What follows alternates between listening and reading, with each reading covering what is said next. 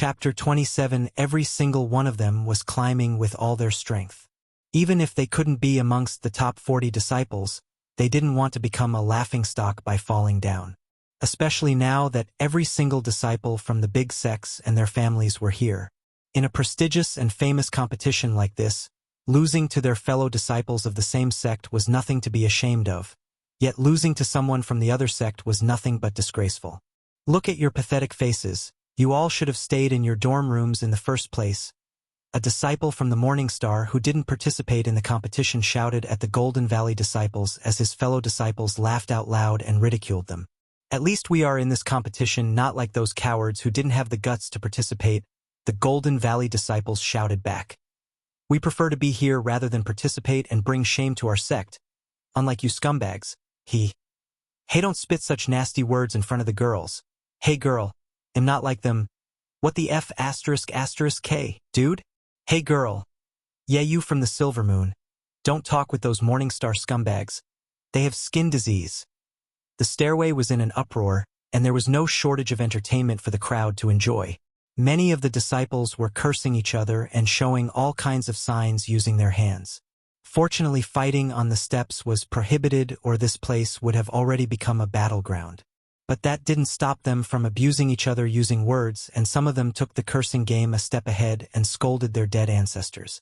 However, all of them froze and shut their mouth when they noticed a black-robed youth calmly walking past them. The Silver Moon girls almost stood there with a slightly opened mouth in shock and wanted him to look at them despite this current situation. Who the F *** K is he? Is he from our sect? No, and look at his black robes, he doesn't belong to any sect. Inside Michael's head.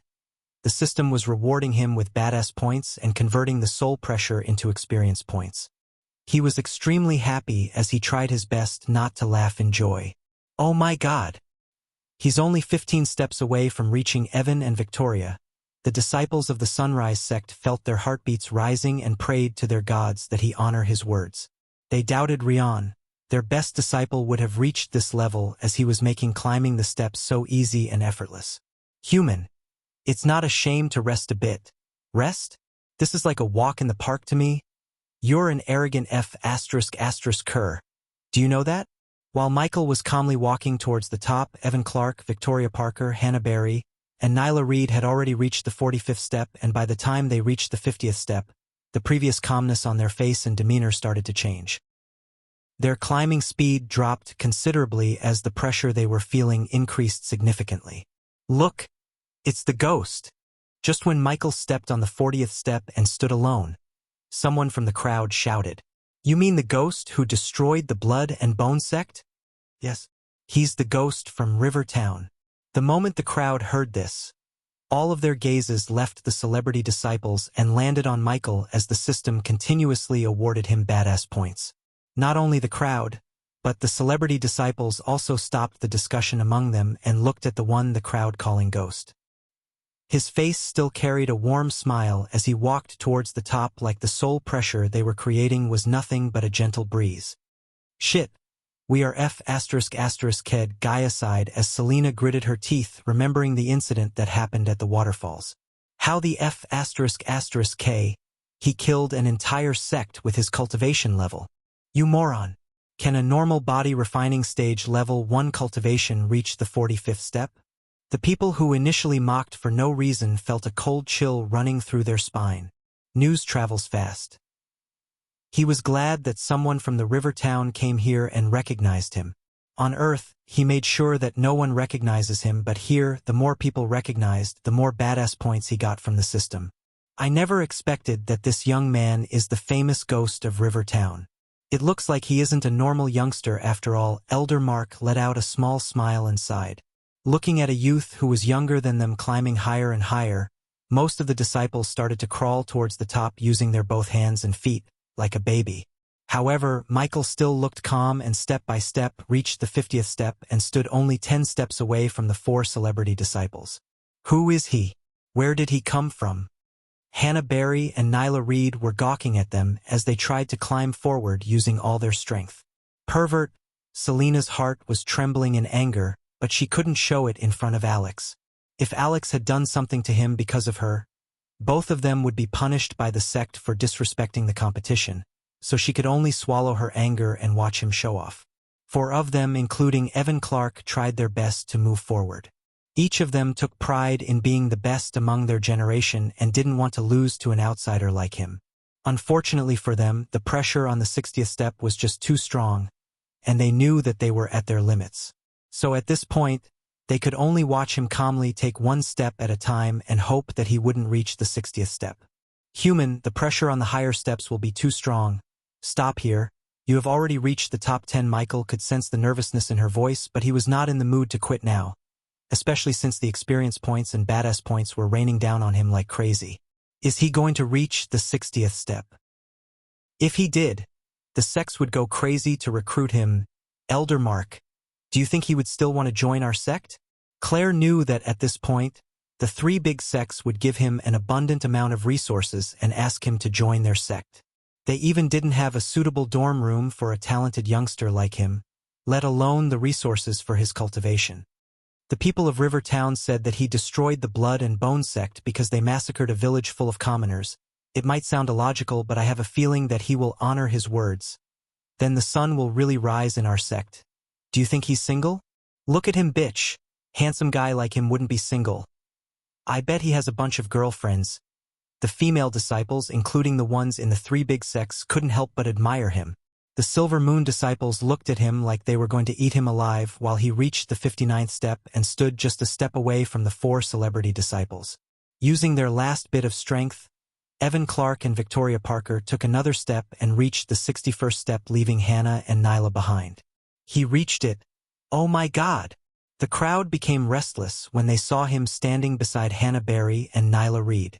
And in a blink of an eye, he took another step and arrived beside Evan Clark and Victoria Parker. Who are you?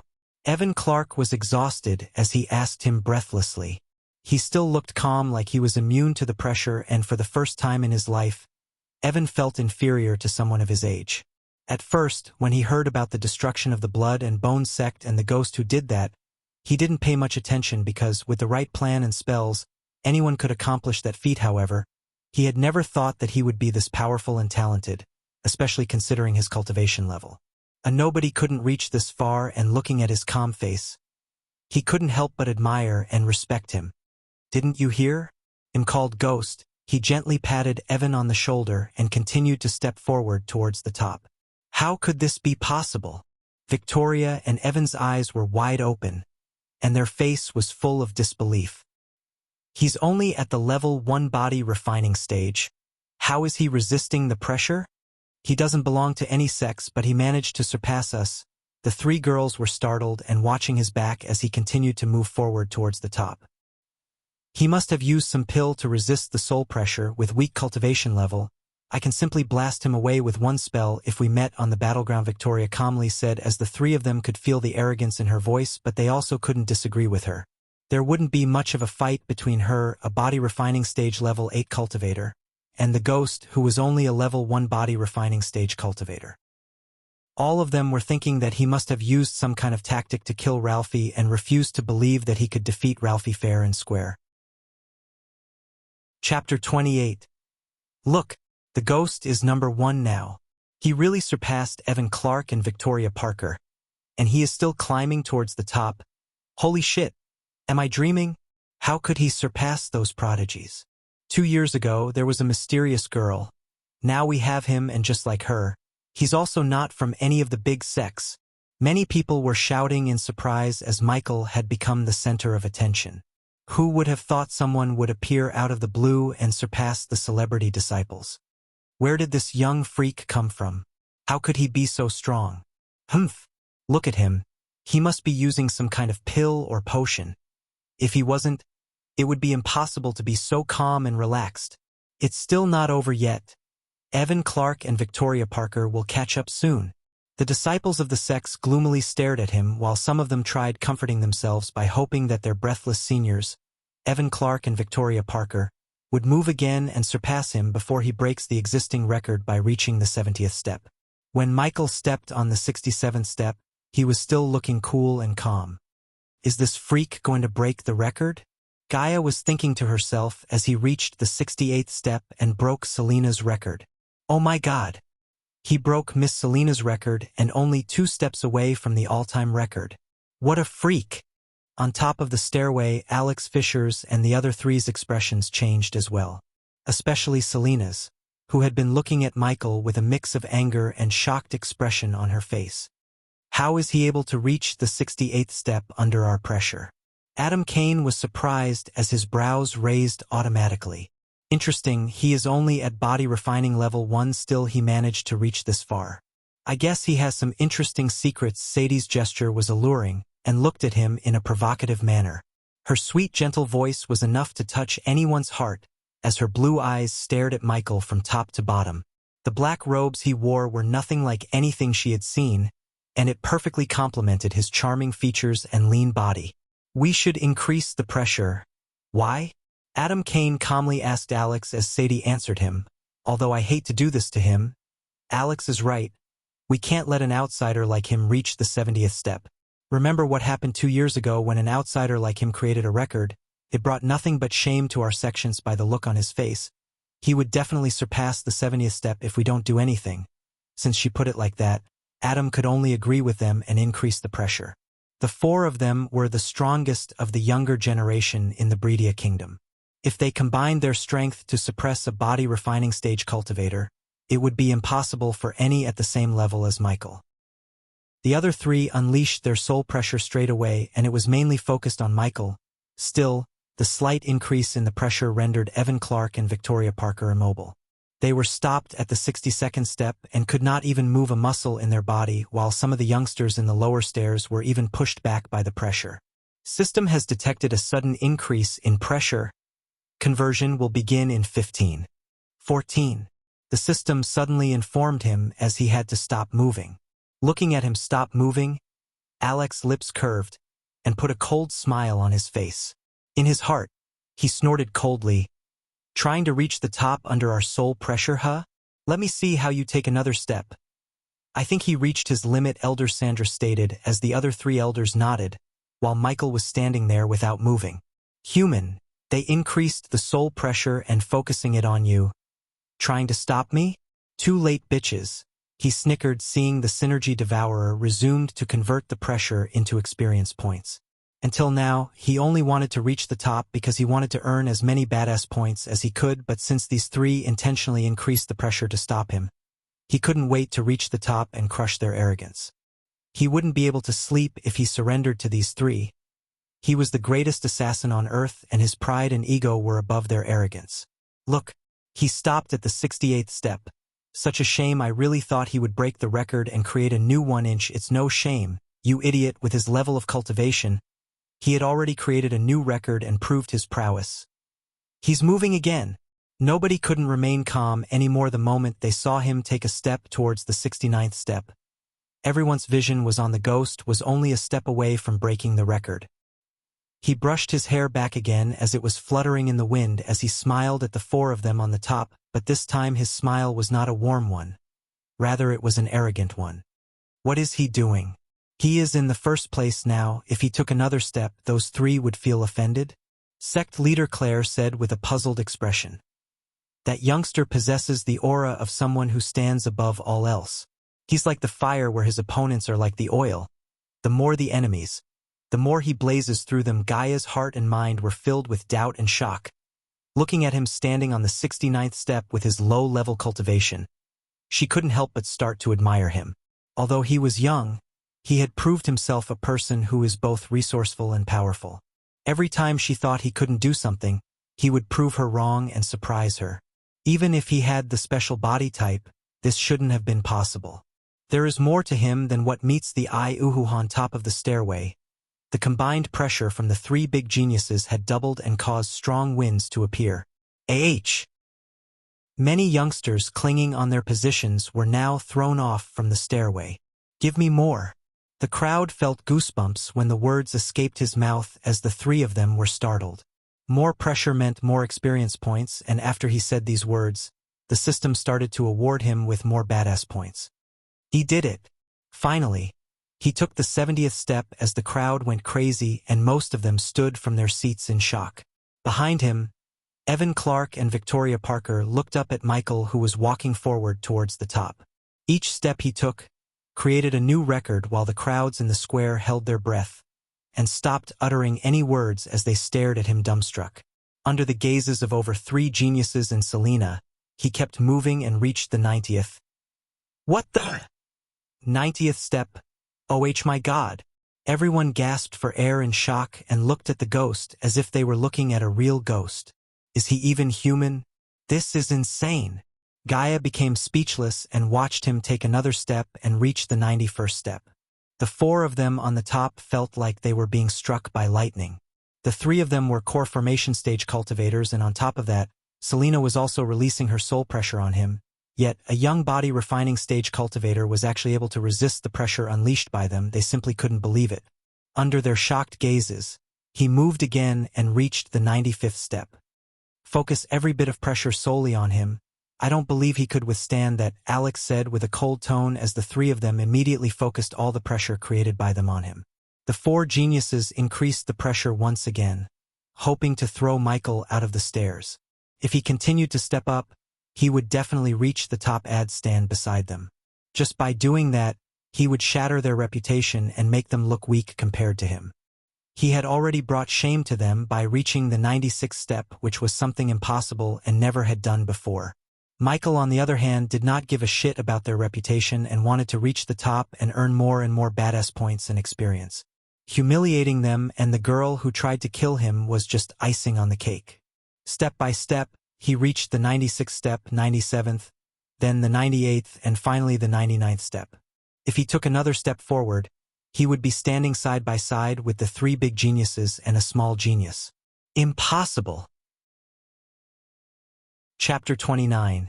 If he took another step and reached the 100th step, it would definitely offend those 4. This is exciting, really exciting. I never thought someone from my river town will create a record like this. Various discussions were going all over the stadium about his shocking performance. Heaven's Gate competition had been held for so many years, but no one had ever reached the top of the stairway. And now he's only a 1 step from creating a long-lasting, unbreakable record. The elders of the Sunrise sect shook their heads and smiled. When they first met them, they had never thought he would be so special and a freak of nature. However, when he was about to reach the 100th step, Selena gave a death stare and spoke in an extremely cold tone. Don't. You already proved your worth. Don't let your willfulness ruin your life, obviously. Alex was threatening him, who was the greatest assassin on Earth. With your level, I will directly make you an inner disciple at the Silver Moon and personally help you in your cultivation. She emphasized the word personally and let out a seductive laugh. Bitch, Gaia simply said. You have a bright future ahead. Stay where you are and I will make the same offer as Sadie. Adam smiled at him and calmly said as Alex spoke to him again. But if you dare take one more step, then you should know the consequences of ignoring our advice. Michael didn't like to bully and bullied, but these 4 were trying to bully him. They just used different tones to make him stay where he is. He calmly smiled and ordered the system to activate the teleportation spell if they tried to attack him. And then he stared back at Alex without a hint of fear on his face. Is there a rule saying I can't reach the 100th step? They were shocked to see his calm and cool demeanor. Normally, youngsters like him shower them with compliments and wouldn't dare to do something they want like. But he not only behaved arrogantly before them, but also questioned them in front of all these people. Michael also did not suppress his voice and made sure every single one of them in the crowd heard his question. If they dared to do something against him, there was no doubt that this would bring shame to the sex but also anger the royal family and the king of Bredia. No, but Selena gritted her teeth and tried to say something, but before those words could escape her mouth, he took another step forward and landed on the final 100th step. He was now standing side by side with them. Just as he did that, Alex's face completely changed as a wave of terrifying aura exploded out of his body, and a bone-chilling frost started to appear around his hands. Adam, on the other hand, was shocked, but he didn't become as angry as Alex. He shook his head and stood beside him. Since there was nothing in the rules that said someone couldn't reach the 100th step, what he did was fair. On the other side, Sadie suddenly let out a weird moan and looked flushed red. These girls from the Silver Moon really started to freak him out with their weird looks and actions.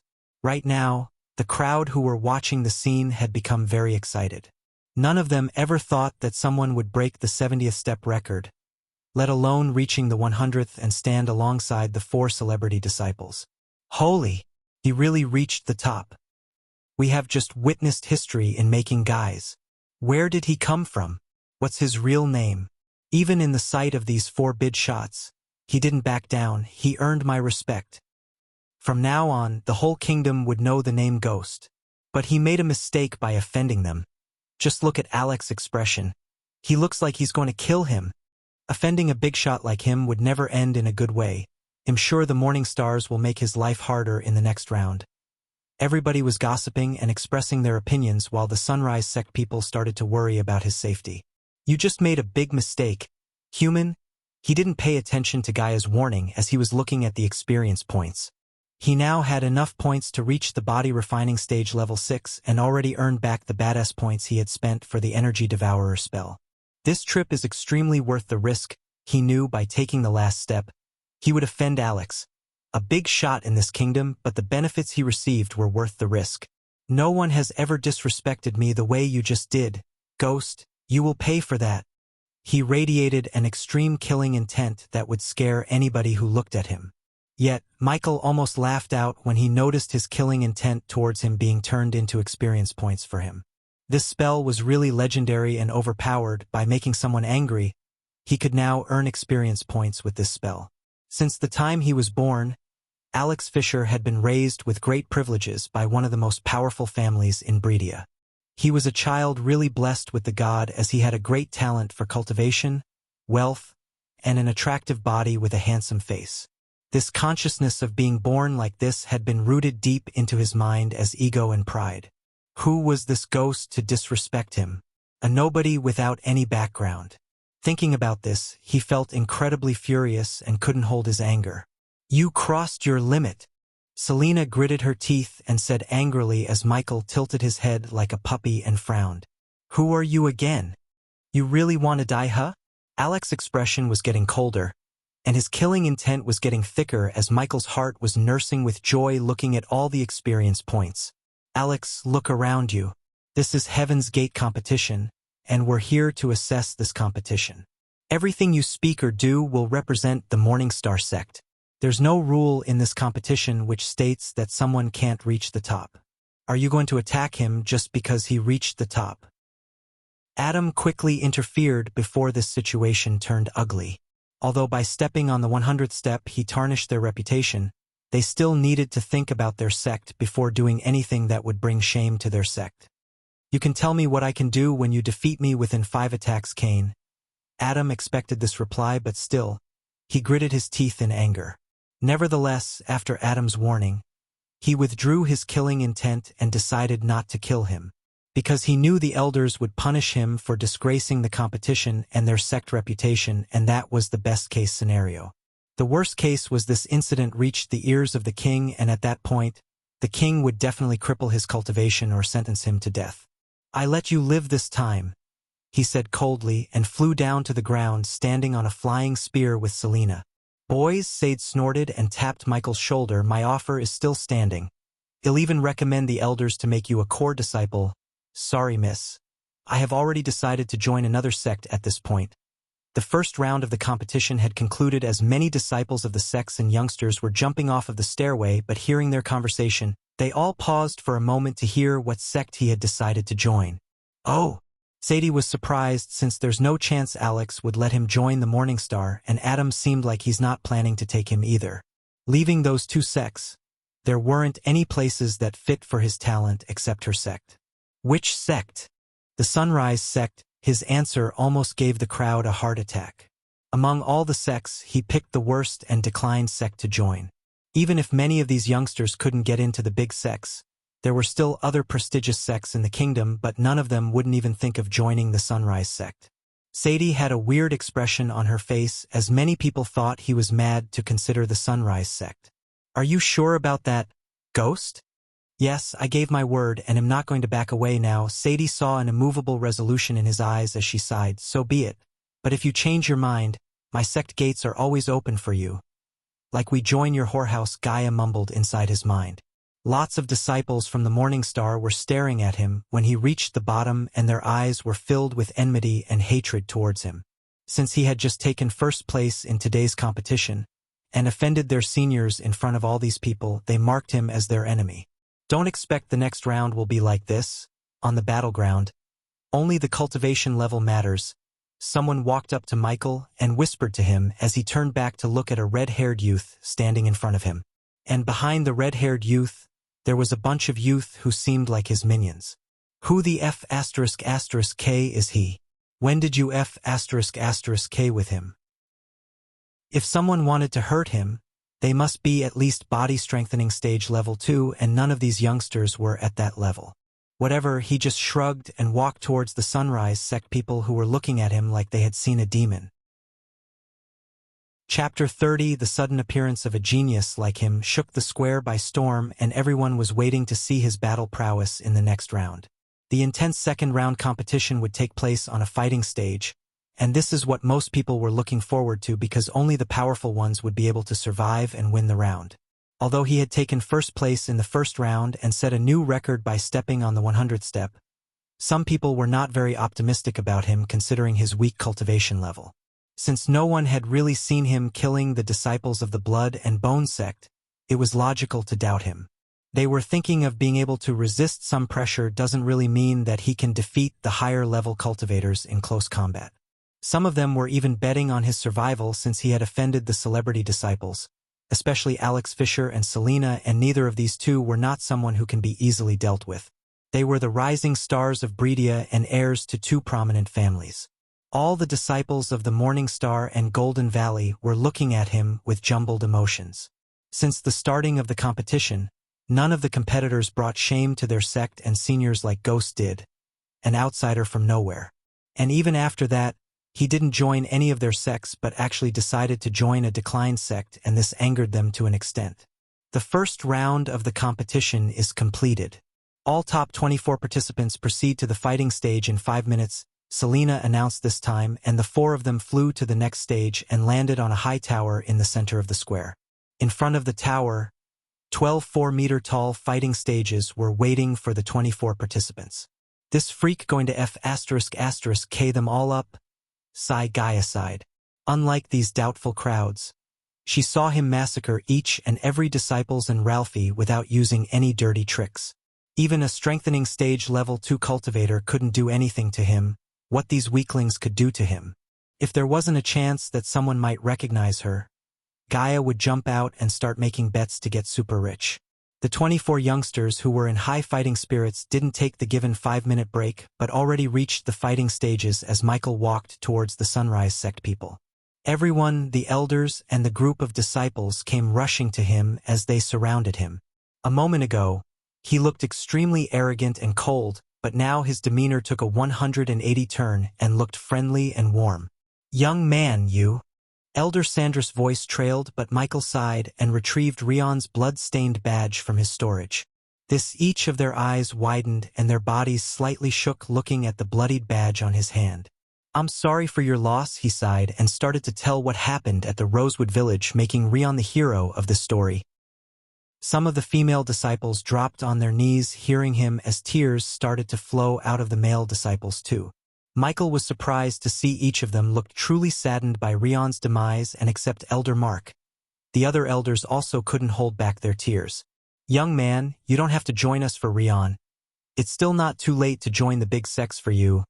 "No. What use of big sects if they don't even teach their students the basic humanity?" At the same moment, standing on the tower, Selena took a step forward and spoke with a loud voice. The stairway was just a warm-up, so it doesn't matter who took the first place and who took the last place. It was just a filter for the second round.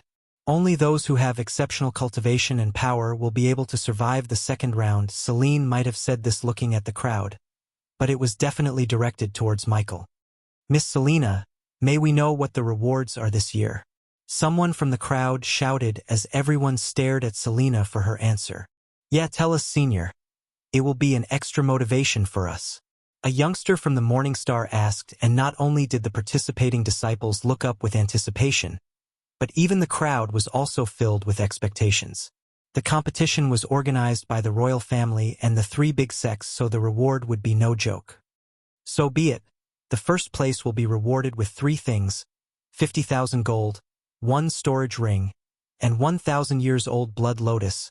When they heard about the three rewards, the crowd immediately became restless. Awesome!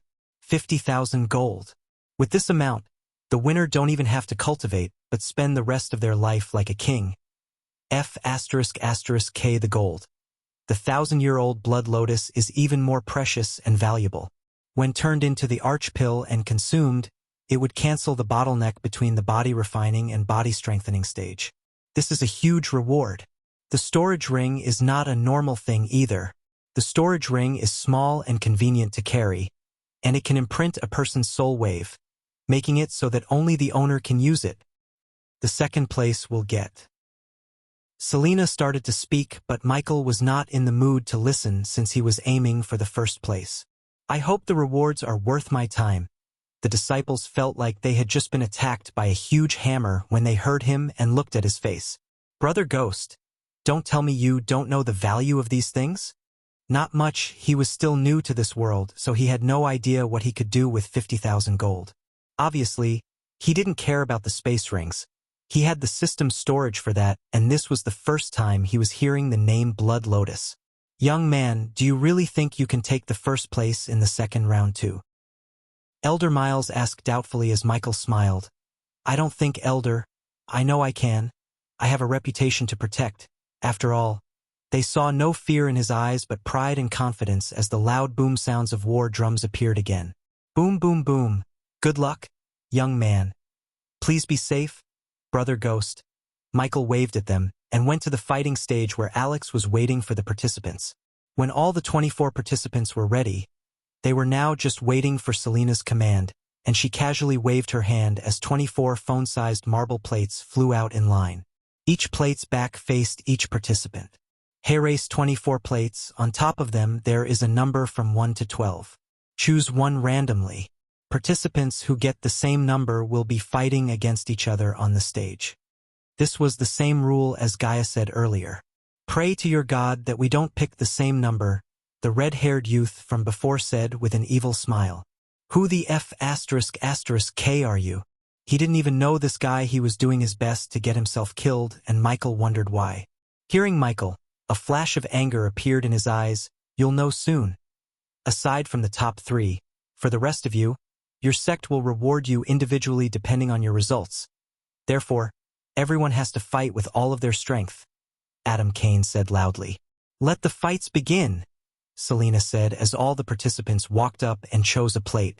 Among the 24 participants, 8 from the Morning Star, 6 from the Golden Valley, 6 from the Silver Moon.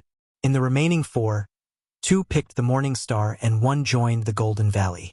Michael was the only one who didn't come from any big background and picked the Sunrise sect. Michael randomly picked and flipped the plate in his hands to see 6 was written on it. This means that the other person who had 6 on his plate would be his opponent, and they would be fighting on the 6th fighting stage. Who's the poor F***Cur who got 6? The fights will be deathmatches, and the only way to escape death is to surrender. This is a survival of the fittest competition. There's no place for mercy here. If you have the skill and chance, kill your opponent without giving him or her the chance to surrender. Most of the crowd frowned hearing Alex, but Michael agreed with him. These cultivators were extremely cruel and ruthless. If the roles were reversed, none of these youngsters would show him mercy or give him the chance to surrender because as far as they were concerned, he's their enemy. However, the only thing that made him think deeper was Rion. Even though he was a cultivator just like them, he was kind and died saving those children, sacrificing his life. Well, you really have such bad luck. Again, Michael heard that annoying voice of the red-haired youngster and turned his head. He was standing in front of him with the marble plate in his hand. Number 6. Chapter 31. Hey, who's the other one? You better run and hide, little lamb.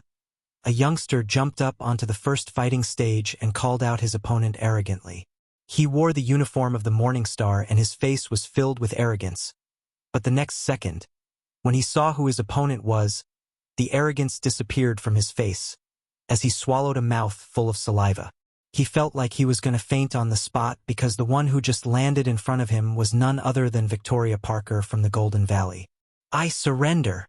He didn't take much time as he immediately said these words and jumped down from the fighting stage. The speed was even greater than the speed of him jumping up to the stage. Although he seemed arrogant, he knew his limits. Fighting head-to-head with a powerful prodigy like Victoria Parker was no different than committing suicide. On another side, the same happened when Evan Clark appeared. His opponent also didn't dare to fight with him, so he did the logical thing, surrender. The crowd felt disappointed not seeing Victoria and Evan in action. But their disappointment quickly vanished when they laid their eyes on the sixth stage where Ghost and the red-hired youth were facing each other. "To be honest, you surprised me by reaching the 100th step, but unfortunately you're going to die today." This youngster looked extremely arrogant, and when Michael took a closer look at his robe, he noticed a star embroidered on his chest, the symbol of Morningstar. His red hair fluttered in the wind as he radiated a powerful body refining stage level 4 cultivation level. "Brother Orion, please don't. We saw him massacre the entire Blood and Bone sect and burn their disciples alive." Not far from the fighting stage, someone shouted out loud, and when Michael looked in the direction of the voice to see the group of morning stars he had met earlier. "No one takes what's mine. Now I will make an example out of him to let the world know what would happen if they take what belongs to me, Orion Kesher, human. He must be the person left the mark on the quest we took." Hearing this, Michael slightly shook his head and started to laugh, which made the crowd wonder why he was laughing. Orion felt offended and frowned, looking at him laughing. "Why are you laughing? You really looking to fight me because I took a quest from the guild? Are you dumb or something? Listen to your classmates and surrender. He'll let you live." His laugh stopped, and now he looked at him coldly while releasing a slight killing intent around him. "Brother Ghost is scary." One of the female disciples of the Sunrise sect became afraid of him, looking at his cold face. Michael didn't hold back. Therefore many people in the square heard him loud and clear. The other stages quickly lost their views and everyone turned their gaze towards stage 6. "Do you believe he could have killed them without using any dirty tricks? You believe whatever you want and stand aside. I got this." With a wave of his hand, Orion stopped Clara's group from saying anything. Even the 4 geniuses on the top turned to look at stage 6 to see what the famous Ghost could really do. "That good-for-nothing Ralphie couldn't even kill a weakling like him, Humph. He was nothing but a disgrace to call himself a sect master," he snorted. "Senior Orion, kill him. That's right. Tear him into pieces." Some of the fans of Selena and Alex started to shout loudly and fanned Orion's arrogance. They didn't believe that a body refining stage level 5 cultivator like Orion can't kill the one who is only at level 1.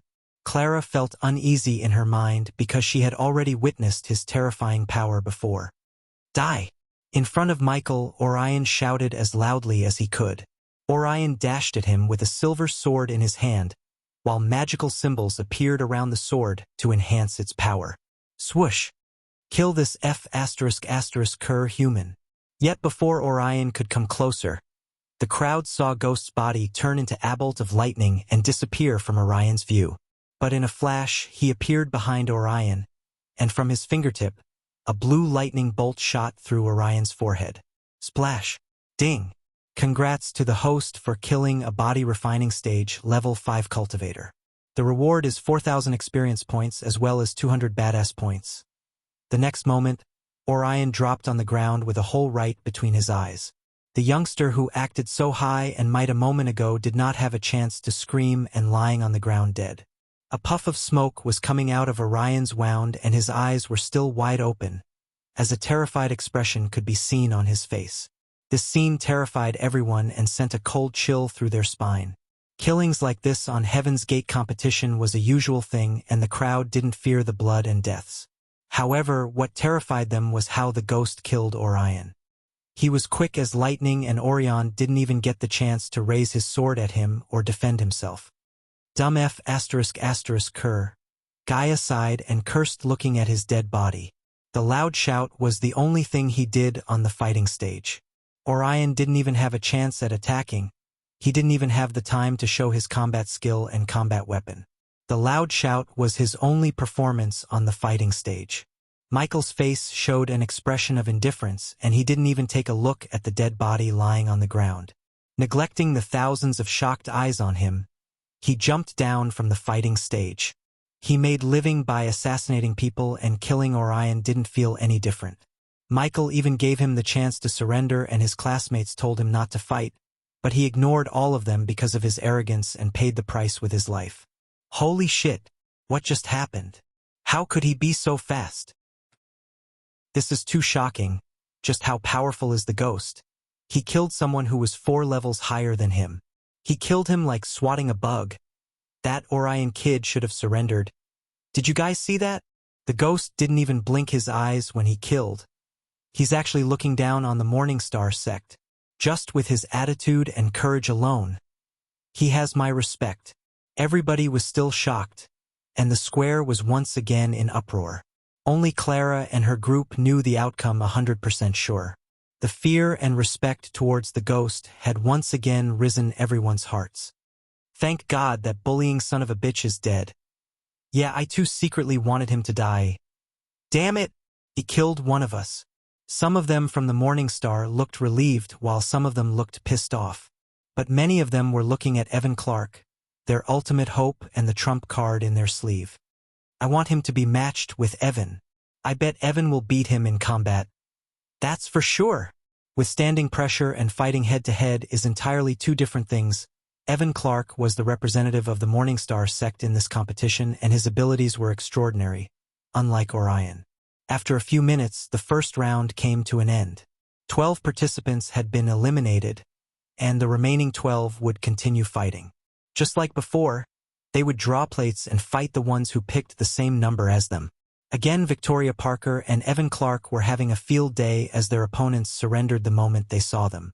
On the other hand, Hannah Barry and Nyla Reed from the Silver Moon fought with the disciples of Golden Valley and killed them by beheading them without a second thought. This time, when Michael came to his fighting stage, he saw a level 4 body refining stage youth standing before him. But the moment he saw him, he took a few steps back and threw his sword on the ground. I surrender. After he said that, he turned around and jumped off the fighting stage. He just witnessed Orion, who was a level higher than him, getting killed in a second, so the youth didn't dare to fight the ghost. Looking at him retreating, he didn't make fun of him or do anything but jumped off the stage. After the second round, there were only 6 people left. Evan Clark from the Morningstar, Victoria Parker, and another girl from the Golden Valley, Hannah Barry, and Nyla Reed from the Silver Moon and the Ghost from Sunrise Sect. The crowd felt goosebumps looking at the 6 of them, because no matter how they paired with, it would be a battle worth watching. Let the fighting continue, Selena said in a strict manner as she waved her hand and threw out another 6 plates again. This time, Michael's opponent was none other than Nyla Reed from the Silver Moon, a prodigy. Unlike before, the 3 fights didn't happen simultaneously. And surprisingly, Victoria Parker and the girl from her sect chose the same number, which resulted in the girl surrendering to Victoria. The crowd was disappointed, but it was not something they weren't expecting either. But they didn't expect Hannah Barry to surrender to Evan Clark, which was a huge bummer to the crowd as they started to boo at Hannah Barry. Chapter 32. Because of the 2 previous bummers, Michael's and Nyla Reed's fight had become the center of attention during this 3rd round. Everyone's gaze was on Michael and Nyla Reed. A fight between these two, who would be the last one standing? Even Evan Clark and Victoria Parker were watching this with serious expressions. They all wished to know more about his abilities. Under everyone's gaze, 2 figures simultaneously jumped onto the 3rd fighting stage. These 2 were Michael, who was dressed full black, and Nyla Reed, who was wearing leather trousers and a blue long fur coat. Who do you guys think will win? It is hard to say who will win. We don't know the extent of Ghost's power, and we have only seen him fight once. It's indeed hard to tell, but Nyla's seduction skill is unparalleled. Her seduction skill and her ability to confuse someone's mind is not something to take lightly on the fighting stage. Michael stood opposite Nyla. Her body was soft and curvy. She had a perfect muscle-to-fat ratio and a perfect structure. A pair of blue eyes checked out Michael and scanned his body from bottom to the top. Warning: the opponent is trying to attack the host telepathically. Firewall activated. The firewall he bought to prevent Gaia from trying anything funny when she merged with him now stopped Nyla. Does the host wish to eliminate the intruder or punish the intruder? Suddenly the people were startled to hear Nyla's scream as they saw a golden light shot out from Ghost's eyes at Nyla. What's wrong? What happened? The disciples of the Sunrise sect were confused and looking at Nyla's body as blood started to pour out of her eyes, nose and mouth. The crowd and the youngster became extremely shocked because he didn't even raise a finger against her, but she seemed to be in agony. Even the celebrity disciples had no idea what kind of spell he just used. What did he do? Oh my God! Another turmoil appeared in the square. Many of the people couldn't understand the reason behind Nyla's agony and scream. Just as she was screaming and rolling on the ground, Michael slowly started to walk towards her. Human, what did you do? Look at her carefully, Gaia. If someone tried to mess with my mind, this is the result. Gaia felt extremely afraid, as she was glad she didn't try to do anything after he nearly killed her in the tavern room. Is he going to kill her? Why is she not surrendering? Sadie and the rest of the Silvermoon girls were looking and shouting at Nyla as Michael grabbed her by the neck and lifted her up. She was shaking and trying to land her feet on the ground, but he lifted her higher with just one hand, and on the other hand, the lighting cracks started to appear. Bzzzzhhh. Did you really think you could play with my mind? He asked coldly as she kept gasping for air. Ghost, don't. From standing on the top, Sadie shouted at Michael, fearing that he would kill her junior in cold blood. Nyla! Surrender. Give me one reason why shouldn't I kill her. Human, what are you doing? Gaia knew it was not his style negotiating without killing her. I will pay you. Sadie remembered that Orion said Ghost took his quest and one would only take a quest from the guild for one reason, coins. I'm listening. Is he for real? He's making a deal on the fighting stage. Sadie was relieved to hear him. 5,000 gold. Now the crowd gasped for air hearing the amount as Michael let out a small smile. Make it 10. How dare you turn this compete? Shut up, Alex. Alex couldn't bear to see these two turn this prestigious competition and fighting stage into a marketplace, but Sadie was not in the mood to take shit from Alex. Deal. Now please let her go. It was not his style to let someone go after they tried to kill him, but when he was about to kill her, the system warned him and recommended him to reconsider. It was the first time the system warned him like that, and he also realized why the system warned him, because killing Nyla Reed would surely piss off the people of Silvermoon, especially Sadie, and he was not strong enough to take on her or Silvermoon. So he chose to use Nyla to earn some money and the favor of Sadie because he had already messed with Morningstar, and it would be good to have an ally behind him until he became stronger. Alright, a deal's a deal, as he said. He threw Nyla towards the Silvermoon girls, and Hannah Berry was there to catch her friend. Nyla, are you alright? She was still coughing blood and trying to gasp for air. Slowly with time, the blood flowing out of her nose and ears stopped, but her face still looked frightened and pale. When she landed on the fighting stage, she had immediately applied her seduction skill on Ghost and tried to confuse him. But she had never expected that her seduction skill would not affect him.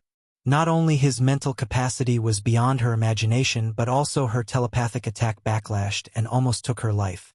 Thank you, Nyla said, looking at Sadie gratefully. She had already witnessed Ghost's approach. He was not someone who would show mercy just because she was a girl. There was no doubt in her mind that if it wasn't for Sade, he would have killed her. You've done me a great favor by sparing my junior. Ghost, if there's anything you require my help, feel free to ask me. Sadie laughed as she said, standing on the top. Her words were meant to openly seduce him. Lucky bastard. Some of the disciples from the sects cursed him, looking at the way she talked to him. She was being flirty, and if he wanted, he could spend the night with her alone. However, Michael just nodded with an uninterested smile. Compared to Gaia, these women from the Silvermoon are just some run-of-the-mill girls.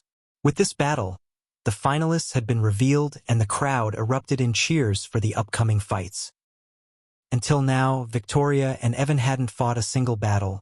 All of their opponents had given up before even attempting to fight. Only Michael, the dark horse, was the treat for their eyes as he kept their spirit up without boring them. Every time he appeared on the battle stage with his charisma and power, he would treat them with a memorable battle. Nobody had expected him to be that strong, as there was not much known about his strength previously. He had won all of his battles, and after seeing his battle power, they even doubted that Evan and Victoria could defeat him because he seemed extremely powerful for a level 1 body refining stage warrior. Final fight will be between Ghost versus Evan Clark versus Victoria Parker, announced Selena, and just by hearing the names, the crowd felt goosebumps all over their bodies. The crowd was sure that these three would definitely fight each other without surrendering. Hey, do you think Ghost can defeat them? I think Evan and Victoria would try to eliminate him before they fight each other. After all, if Ghost won the final, it would bring shame to both the sects. You're overestimating the new guy. He's just a level 1 cultivator, while Evan and Victoria both are level 8. It's not a small difference, is it? They wanted to see how Ghost would last against Victoria and Evan. But whoever wins the competition, this would surely be a great battle to watch. The final will begin in 10 minutes on the battle stage. 1-inch Victoria and Evan were surrounded by their classmates discussing their strategy, while Michael relaxedly came to where the Sunrise people were standing. Brother Ghost. The girls and boys of Sunrise sect felt more attached to him due to his easygoing behavior, while the elders too slowly started to come to an understanding that he's now a disciple of their sect. Young man, what's your real name? Where did you come from? A genius like you can't be a nobody. Reaching the 100th step and defeating a genius like Nyla without even laying a finger on her wasn't something a normal person could do. With his low-level cultivation, it should have been impossible, but the youngster before them did just that. Hearing Elder Sandra's question, Michael smiled. I don't have a real name. I came from a very distant land, and back there, people used to call me Ghost, so it became my real name, since he had to put on various disguises and lie constantly to reach his target. Michael was very proficient at lying, and because of that, the elders couldn't see any signs of him lying, as they believed everything he just said. What you just did? Making a deal on the battle stage. Elder Miles frowned, thinking what he did was dishonorable, but Michael waved his hand. Does this old dog want us to go to war with Silver Moon? Gaia was not happy with Elder Mila's question, as she shouted in Michael's mind. Elder, I think there's a fine line between courage and stupidity. That Silver Moon girl is a genius, and killing a genius is not as simple as killing a normal disciple. If I killed her, not only they would have attempted to take revenge on me, but also they would have attacked our whole sect. That won't be a favorable situation for us, would it? He's right, Elder Miles. We can't afford to offend these people, Claire said as the other elders and the disciples nodded their heads. But how do you plan to face Evan and Clark? They won't be easy as Nyla, and as you have said, you can't kill them. I just beat the crap out of them, easy peasy. Even though by now they had realized he's a freak of nature. Looking at him talk without a worry about the upcoming battle still shocked them. Young man, don't be too cocky. I've seen them fight. They are extremely talented and have many powerful spells in their arsenal. Elder, trust me. They can't even lay a finger on me. Chapter 33. If someone else had said this, they would have burst into laughter and knocked him on the head. But when it comes to this freak of nature, they could not tell that he will lose to Evan and Victoria. For the last battle, the 3 remaining participants will step onto stage 1. The last one remaining on stage will be the winner. The battle will begin in a minute. All right, it's time to show them who's the new boss here. Michael brushed away the dust on his shoulder and turned around to go to the battle stage.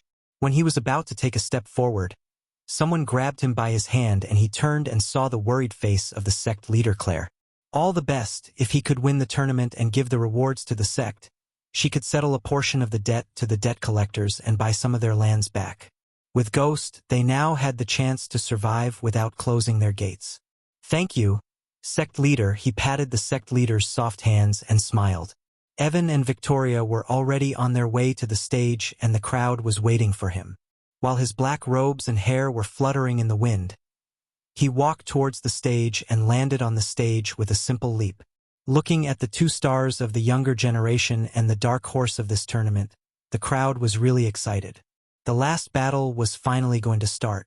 Victoria's strength was obviously incredible, and Evan was just as powerful as Victoria, and when these two were fighting, their fight became more than a battle between 2 individuals, as their fight would represent the clash of 2 big sections. And finally, there was the dark horse, Ghost, who seemed extremely powerful and a freak. After seeing what he could do, no one underestimated him. Looking at his low-level cultivation. Step down. You two can't defeat me. said Victoria suddenly in an extremely arrogant way. She looked like she was showing disdain for everything and everyone. Don't be too arrogant, Victoria, Evan calmly replied to her. You never learn, said Victoria and closed her eyes for a moment. Immediately after, a gigantic golden phoenix made of arch energy had appeared behind her back. The phoenix looked like a holographic image but only more realistic and majestic. It must be the flaming phoenix spell of the Golden Valley. She learned it. They said the spell can only be learned by someone who is worthy. People muttered and stared at Victoria with a dumbstruck look on their faces, and even Evan was startled to see the power coming from the phoenix. She definitely deserves to be called the Princess of Golden Valley. She learned the flaming phoenix and it looked so strong and powerful. The crowd was trembling, but suddenly a blue light radiated from Evan's body. On his back appeared a white tiger, and then the holographic tiger roared and trembled the entire area with its might. Cool. Michael couldn't help but be impressed by the spells cast by these two, as he felt like he was watching a magic show from a front row seat. The majestic tiger. It must be an ancient spell. I can even feel the power the tiger is radiating. This is worth the trip. Evan is so strong. I still can't predict who would win this fight. Many people were filled with emotion when they saw how strong Evan was and how beautiful Victoria was. They were filled with admiration and worship looking at these two. And since the crowd was mostly composed of men, Victoria drew most of their attention with her beauty. Not only was she extremely gorgeous, but she was also extremely talented. They were very excited to see how she would develop and what other powers she would show in the future. She's extremely powerful and has the flaming phoenix. With that spell, she would be almost invincible. I'm not sure. Evan hasn't revealed his full strength yet, so it is impossible to judge. Hey, don't forget about the ghost. My guts tell me that he would win this thing. Everybody was giving their own opinion about who was going to win or lose, but many of them thought that it's either Victoria or Evan. Only a few of them thought Ghost had a chance to win. Even if he was now regarded as someone extremely powerful, the crowd still thought that there were only two people who had a chance to win within the three remaining participants. Two amazing and mighty cultivators of Breedia Kingdom, Victoria Parker and Evan. On the other side, a mysterious yet powerful youngster. The three of them were on the stage, each of them standing in a triangle formation as Victoria was staring at Evan from the beginning. Evan was also continuously staring at her. They were staring at each other as if they were fighting a one-on-one battle. While they were engaged in a staring contest, Michael seemed very relaxed thinking about which skill to invest his badass points after upgrading his cultivation. After a while, Victoria's attention was finally drawn away from Evan. She had an arrogant smile on her face. You're somewhat okay. If you wish, you can leave that lowly sect and join us, the Golden Valley. If you do so, I can personally help you with cultivation once in a while. Victoria had a huge smile on her face. She looked completely arrogant. She didn't do it on purpose, but could not hide the arrogance which had been engraved into her very soul. Michael didn't like her calling the Sunrise sect as lowly because compared to them, they taught humanity to their students. Even though he was not a saint to preach about humanity, he was not that bad to watch innocent people get massacred without raising a finger. In a world that was as cruel as this one, he started to value kindness and compassion more and more. You want to help me in cultivation? He hid his true emotions and asked. This girl seemed to have considered her as the world's best and completely arrogant down to the last fiber of her being, as expected. Indeed, I, personally, can help you in cultivation, said Victoria, who didn't know what he really meant. She even thought that he was feeling very honored. You have to understand that this is a once-in-a-lifetime opportunity. I don't usually take on mentoring programs, but for you, I can make an exception. Can we kill this bitch now, human? Victoria's arrogance nauseated Gaia, and she couldn't wait to see him teach this arrogant girl a lesson. Yet, Victoria's proposition was really tempting to common people. Many ordinary cultivators would have dreamt of being offered such an opportunity. To have a mentor not only as powerful as she but also pretty and sexy was simply a dream come true for many disciples of Golden Valley. Imagine Victoria coming to my room to teach me. Dude, you're drooling. Lucky bastard getting such offers from two of my dream girls. Many people in the crowd envied Michael so much and were looking on with eyes full of jealousy. But for Michael, she was just a joke since he has the best mentor in the world, the system, and besides he already has an arrogant snake to deal with and didn't want another one. I should feel honored? He asked in a joking and teasing tone. She still failed to realize his sarcasm, unlike Evan. Why wouldn't you feel that way? Asked Victoria with a smaller smile on her face than before. I pass. You're not good enough to teach me how to cultivate or anything for that matter. The moment these words left his mouth, the whole stadium went dead silent, and in Evan's eyes, he looked far more arrogant and narcissistic than Victoria. After hearing him, her face reddened in anger as she started to tremble in anger. How dare you? Victoria shouted extremely aggressively in an ice-cold tone. Can we just fight and get this over with? Michael shook his head without minding her throwing a temper tantrum and asked Evan, who do you think you are? Today I will break your arrogance and your body. The flaming phoenix behind her opened its mouth and breathed a stream of illusionary fire. And then immediately, her entire body was covered with a magnificent golden light looking like rays of the sun. This magnificent view stunned the eyes of the people in the crowd. Flaming phoenix, how awesome! Said the crowd, amazed. At that moment, Victoria's body looked majestic and radiated a divine aura around her. Evan Clark, I will defeat you first and show who's the real genius of our generation. Her long hair was fluttering in the air and coupled with the golden aura which had surrounded her body. The eyes of the crowd sparkled at the sight of her. And then I will deal with you. She didn't even look at Michael as now all of her focus was on Evan and the white tiger. Might of Phoenix, supreme slap. She made an incredibly loud noise as Evan saw that she was about to attack. He did the same and started an attack with a loud shout. He didn't think that his majestic tiger spell was going to be weaker than her flaming phoenix spell. However, when they were both going to be at each other's throats, a bolt of lightning passed right between them, breaking their confrontation. You two should attack me at once. I don't want the people to think that I only beat you because you two wasted all your energy fighting each other. Human. What the F***K are you doing? Let them fight each other and then we can beat the last one standing. For a moment, everyone in the stadium stopped moving and looked like statues hearing him. Logically speaking, he should have let Evan and Victoria fight first and tried to defeat the one standing, because the last one standing would have wasted most of their strength defeating the other and wouldn't have much strength to fight him. Yet, he stopped them and asked them to attack him together, and they looked at him like they were looking at the dumbest person on the planet. You're the weirdest human I've ever met. Happy Christmas to all my wonderful readers. I must tell you that you guys and gals are the best. Have a piece of yummy cake and hot chocolate temekil, and Gaia will meet you more often from January. P.S. Don't forget to write a review and support my hard work. Chapter 34. Ha ha ha. Are you kidding me? I started to respect you when you step on the 100th step, but it seems like you let that get to your head and turned into more like her. With your level, you'll never be able to withstand any of my attacks. Evan Clark sneered at Michael and looked offended by him when he asked to attack him together. Really? He asked indifferently and noticed the white tiger behind him growing bigger and bigger. The power the white tiger radiated made the people watching the scene shiver, but he was pretty calm and cool.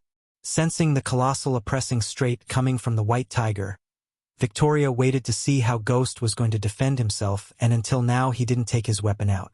Wrath of Tiger, Evan shouted and punched the air in the direction where Michael is standing as the tiger leaped at him.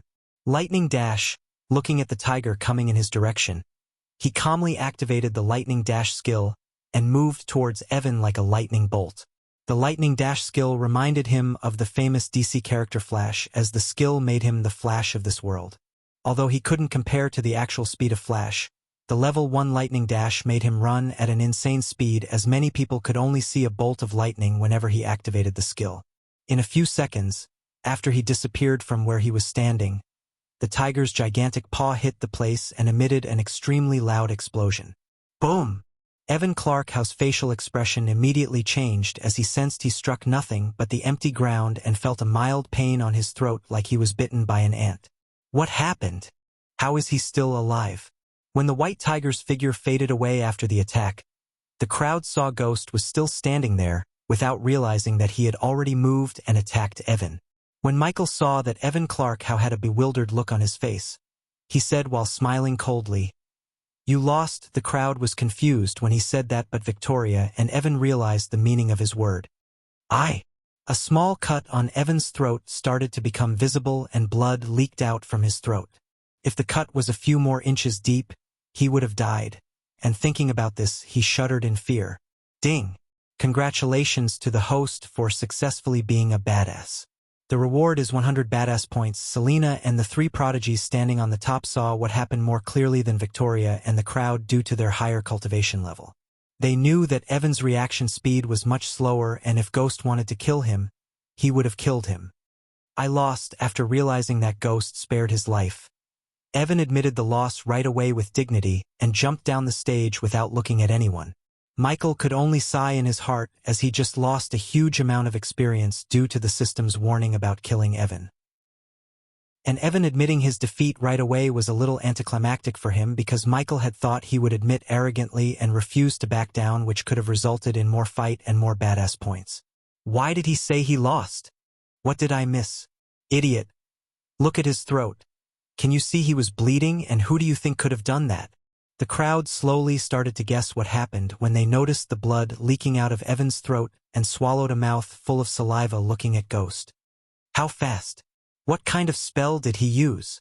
They used to think that even though Michael proved himself in the battle with Orion, most of them still didn't think he would be stronger than Evan and Victoria in terms of actual battle prowess. However, at this moment, they really thought that he was stronger than both of them. Elder Miles and the people of the Sunrise sect were also watching Michael and started to think very highly of him. They had thought that Michael wasn't that strong before, but after seeing what just happened to Evan, they realized how ignorant they had been.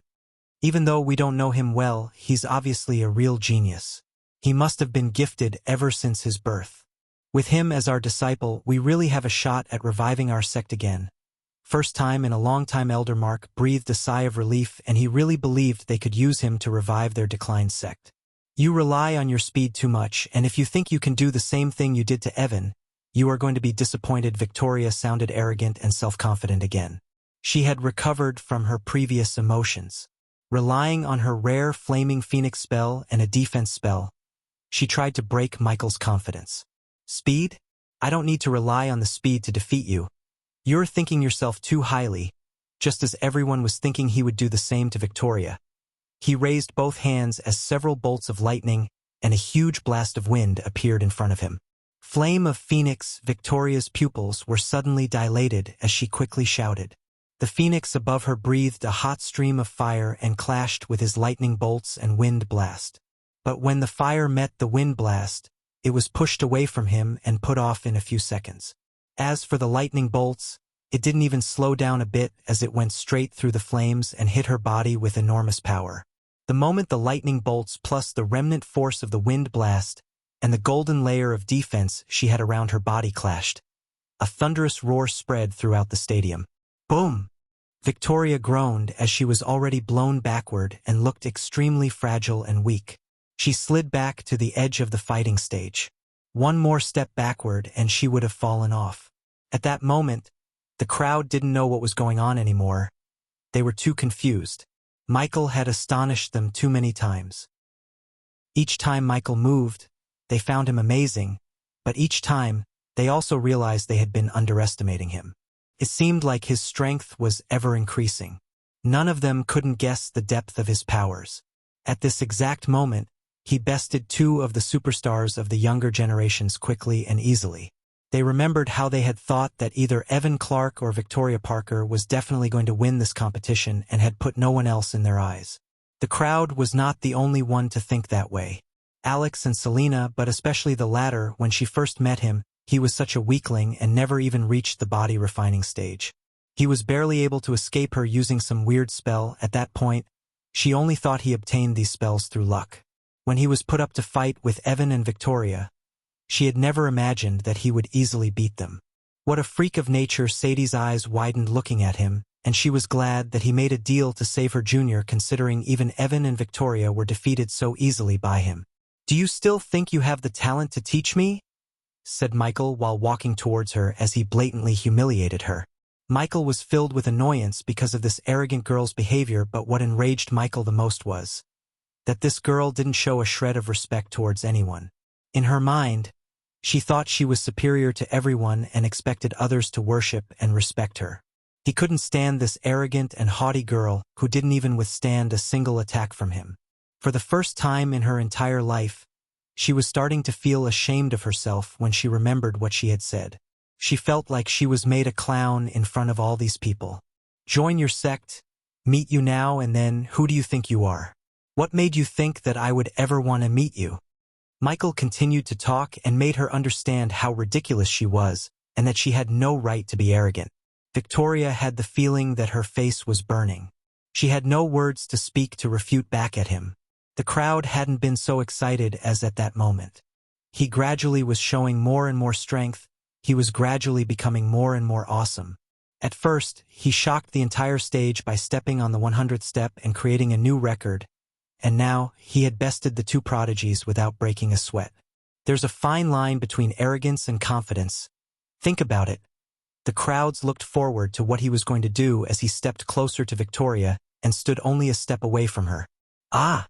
Just like in the movies, Michael Sparta kicked her on the chest and sent her flinging from the stage. Sister Victoria. The disciples from the Golden Valley boys and girls rushed at her and caught her without letting her hit the ground. He won. He won. Ghost. The crowd erupted in cheers and filled the stadium with the sound of their thunderous claps as Michael stood there alone on the battle stage. The four prodigies from the top saw Victoria's unconscious body and sighed because this was the first time the rewards were going to another sect other than their three big sections. Brother Ghost won. Sect leader Claire. Elders, he won. Just as the disciples of the Sunrise sect became excited, they saw Celine throwing a small ring to Ghost from standing on the top. The rewards are in the space ring. After she said that, she and Alex didn't even come down as they flew away on their flying swords while Adam nodded at him and left with them. The only person who came down to the stage was Sadie. The gold coins of our little deal are also in that space ring. Keep it safe and congratulations on your victory, Ghost. Thank you, Miss Kaplan. See you later. After all this, I need a long nap. He was obviously the biggest winner of this competition. An unknown rogue cultivator who appeared as a dark horse, defeating all the disciples from the three big sects and taking first place in the first round as well as the second round. He had now become truly famous, and the name Ghost would soon be spread across the entire Breedia kingdom, and everyone would know his name. Congratulations to Master Ghost for taking first place in Heaven's Gate competition. We'll be leaving first, but if the Master Ghost has time in the future, you're always welcome to visit the Silver Moon, and we will personally give you a VIP treatment. Hannah Berry let out an alluring smile and started to flirt with him. This bitch disgusts me, Gaia shouted angrily, and the way she shouted was definitely not the way she shouts at Michael. As she said, she and the rest of the Silver Moon students left the square, and considering he did not belong to the three big sects, none of the disciples from the three sects remained any longer. Please join my Discord server to share your ideas and thoughts. Also, you get to see Michael and the characters' photos. Chapter 35. At the end of it all, only the people from the Sunrise sect were still staying. Brother Ghost, you really did it, compared to the boys.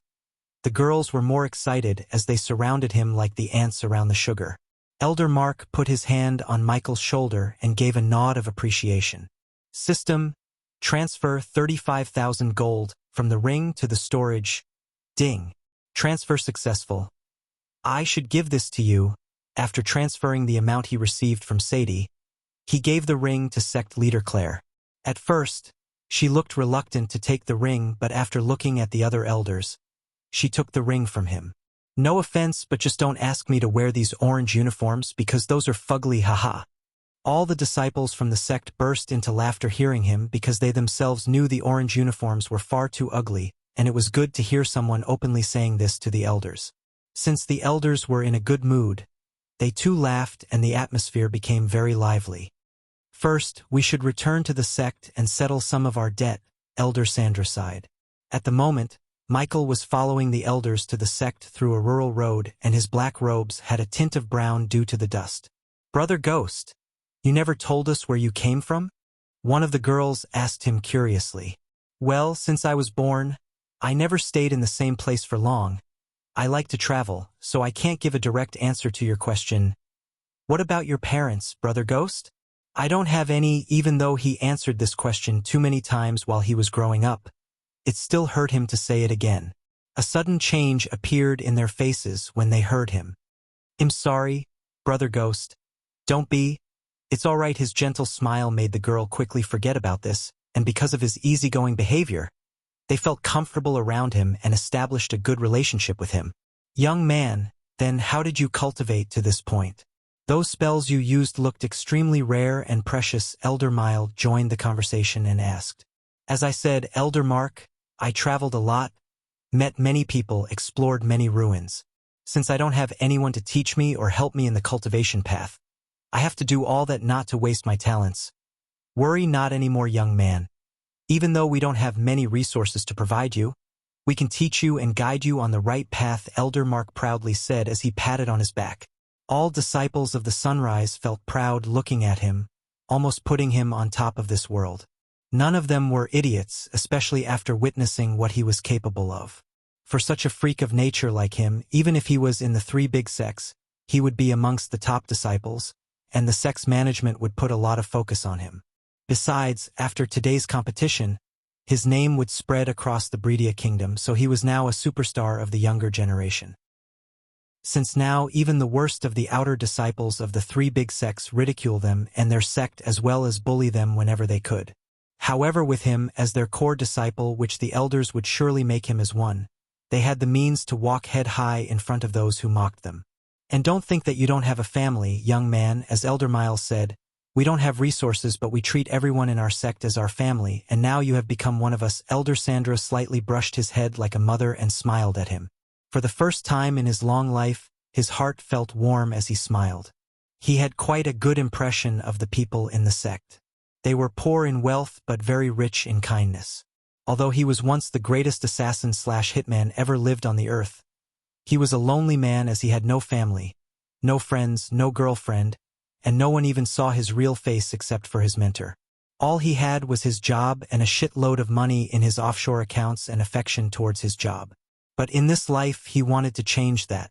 He wanted relatives, he wanted a wife, and he wanted some people to rely on and friends. In this life he simply didn't want to be lonely. We must guide him to reach higher levels of cultivation. Alex and Selena wouldn't let go of the fact he refused to back down and stood side by side on the top of the stairs, Elder Mark said worriedly while walking. Everyone's happy expression turned gloomy. Even Elder Miles furrowed his brows. Don't worry about them, Elder Mark. It's just a matter of time before I surpass them, and then if they cross my path, I'll kill them, he said with a casual smile, but the disciples noticed the murderous intent in his eyes and felt a little afraid. Michael and the Sunrise Sect disciples were talking along the way until they finally reached their destination. Sunrise Sect used to be an extremely prestigious and strong sect several decades ago. It was even more prestigious and powerful than the 3 big sects at its peak. However, since Claire's grandfather died during one of his adventures and the previous sect leader, her father disappeared, the entire sect's prestige fell drastically. Claire relied on her extraordinary innate talents and the scarce amount of resources at her disposal to cultivate up to her current stage. In just a short span of 26 years, she reached the body refining stage and took the helm of the sect leader position after. The entire Sunrise Sect relied heavily on her and the pair of sect elders to uphold the entire sect. Their days were difficult and rough, and the minute he stepped through the gates of the sect, their poor situation became obvious to his eyes. Many of the buildings he had seen were broken down and old. It was clear that it had been many years since their last renovation. Several backyards were full of dried leaves, and the numerous cobwebs show how long it's been uncared for. During their conversation, the disciples told him that the total number of disciples within the sect was around 30. Next to him, the strongest disciples were at the foundation stage level 8. And the rest of them were below foundation stage level 5. Since the sun was almost down and he was pretty tired, sect leader Claire gave him their best house with a yard to live in. At this point, he was already at the first level of the body refining stage. But he only needed 3 or 4 days to reach level 5 of the body refining stage with the experience points on hold. Brother Ghost, it's not much, but this is the best house we got. The disciple called Jack led him to an old worn-out house, and according to him, it was their best house. If this is their best house, just imagine what the other house would look like. Even my maids wouldn't stay in there, Gaia growled, looking at the dried front lawn and the old house behind it. Jack looked embarrassed, but Michael smiled and gave a small pat on his shoulder. It's okay, Jack. This is good enough for me. With a smile and nod, Jack left him on the lawn as he sighed and entered the house. The house had a small hall and a room with an attached bathhouse, and that was it. There wasn't even any furniture to sit on except the old bed in the room. Look at that. The tour ended before even it begins. Gaia jumped out of his body and kicked the pebble lying on the ground. We can renovate the place later, but for now, as he said. He entered the system shop and purchased a huge white sofa, a small-sized golden silk bed along with high-end blankets, and placed them all around the room. What the F***K? Where did you get those? You carry these in your space ring everywhere. Her eyes sparkled looking at the sofa and the bed in front of her. She wanted to jump into the fluffy bed, considering it was too long since she ever laid on a bed. Before Gaia, he jumped into the bed as an evil grin appeared on his face, thinking of a new way to tease her. Come on, don't be shy.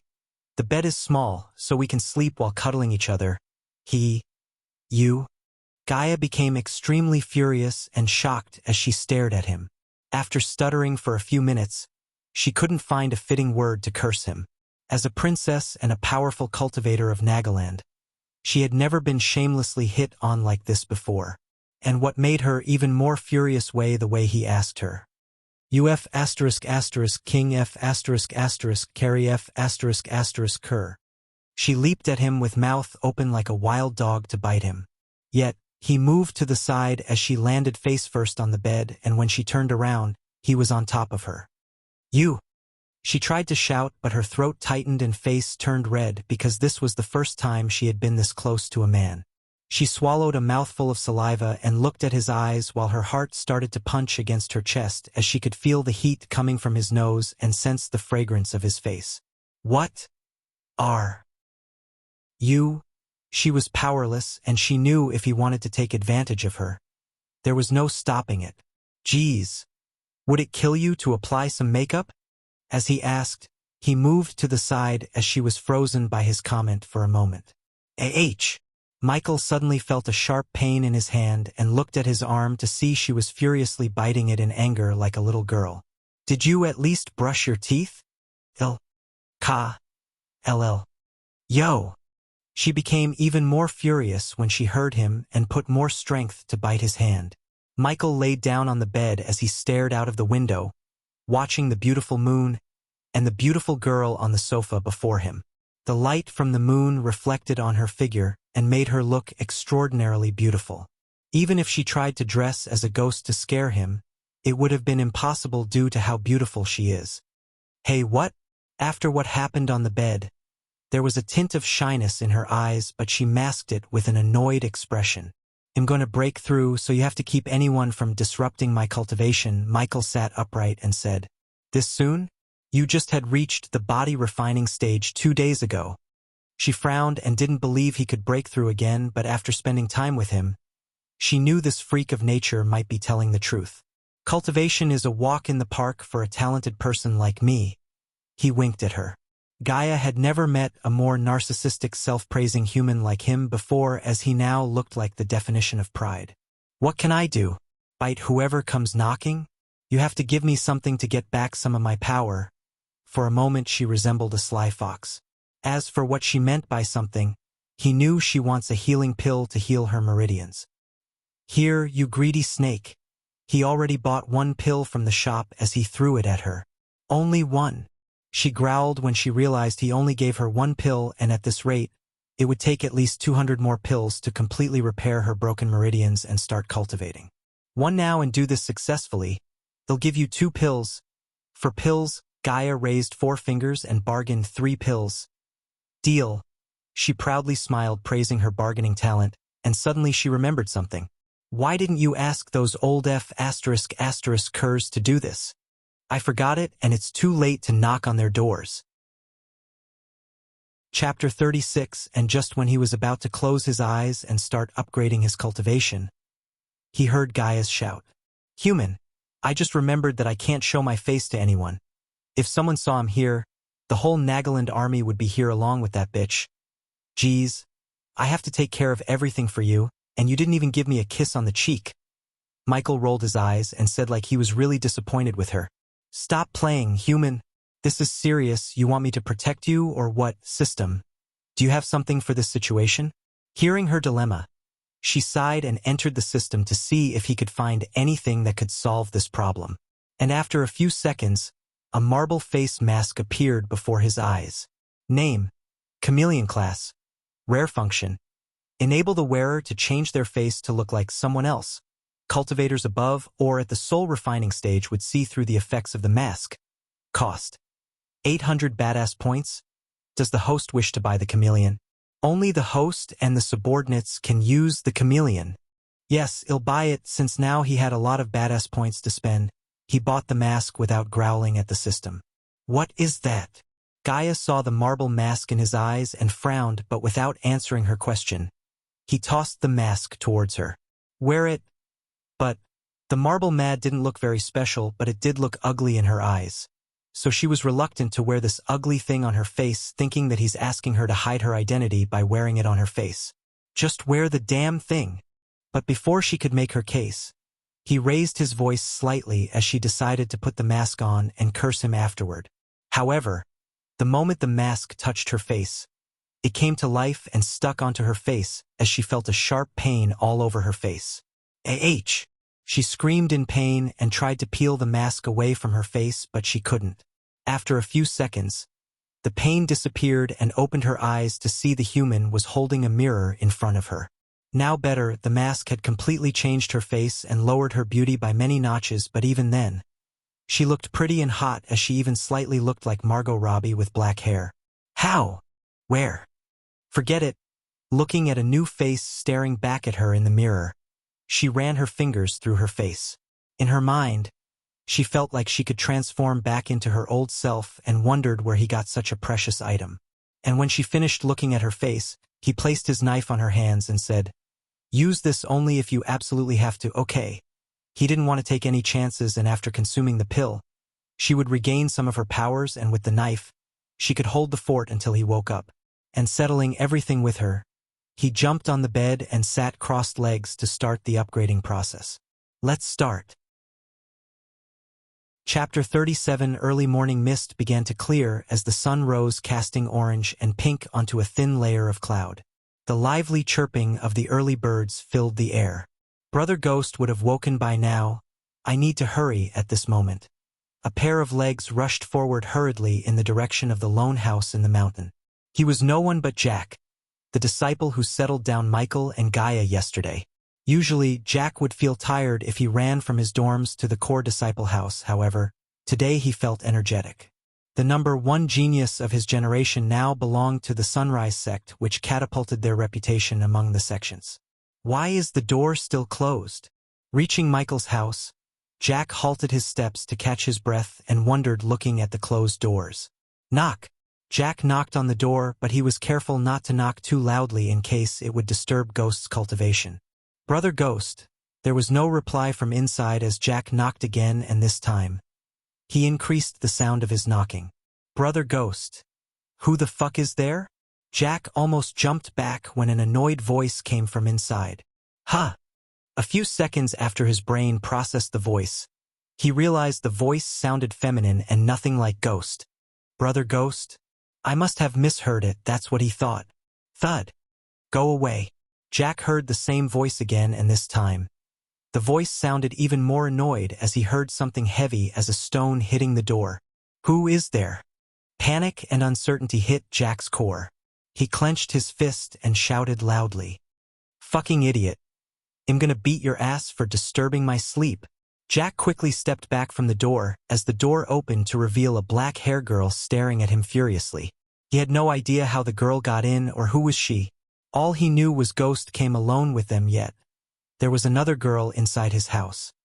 Who are you? The girl didn't answer him but stared at him while tying her ruffled hair into a ponytail. Nonetheless, he could tell that the girl is annoyed, but he subconsciously relaxed seeing that the girl is just a commoner and not a cultivator. Who the fuck are you? Wait. What? You? Jack couldn't believe what he had just heard. He never thought a delicately beautiful girl like this would have such a foul mouth. For a moment, he had no responses as the girl walked towards him. Cat got your tongue? Why did you wake me up this early? You little shit. Jack was still in shock when Gaia flicked his forehead to make him talk. Who are you? What are you doing in Brother Ghost's room? After a few seconds, Jack was able to speak these words while caressing his forehead. Me? I'm your Brother Ghost's mentor. You ignorant fool. Ha ha ha ha. However, Jack couldn't help but burst into laughter when he heard the girl. The girl before him spoke these words with a straight face and didn't even bat an eye, speaking such a huge lie. She was shameless beyond words. How could a mortal girl who is at the arch-sensing stage teach a genius like Ghost? The arch energy in her body was too weak, and even some newborn babies would have more arch energy inside their bodies than her. What the fuck? Gaia didn't expect such a reaction from this boy. She knew that she had blatantly lied, but he didn't have to rub it in her face like this. You mentor. Brother Ghost. Ha ha ha. H. His laughter suddenly turned into a scream as he felt a sharp pain across his butt. He turned to see the girl holding a long stick in her hand and swinging at him with full force, and before he could react, he received another attack. Chit. Damn. Stop H. For a girl who had no arch energy, or rather too little energy, her moves were too quick and swift. In a few seconds, his butt suffered 5 or 6 attacks, and he started to fiercely stroke his rear, disregarding his pride as a man in front of a beautiful girl. Stop it. Ouch ouch. Gaia wasn't gonna stop beating his ass, no matter how loud he shouted. Don't make ouch. Me hit you. His eyes already welled up and his butt turned red, but still, he was taught not to hit a girl, outside of serious battles and tournaments, especially not a mortal girl like her. Hit me and it'll make Ghost rip your throat out. At least H. Tell me. Who you are. Since he didn't want to take any chance by hitting her, Jack did the next best thing, dodge, and ran away from the reach of her stick. I told you I'm his mentor. But what's going on here?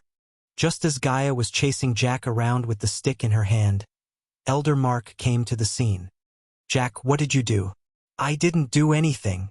He shouted and felt extremely wronged here, considering this girl kept attacking him with the stick for no reason.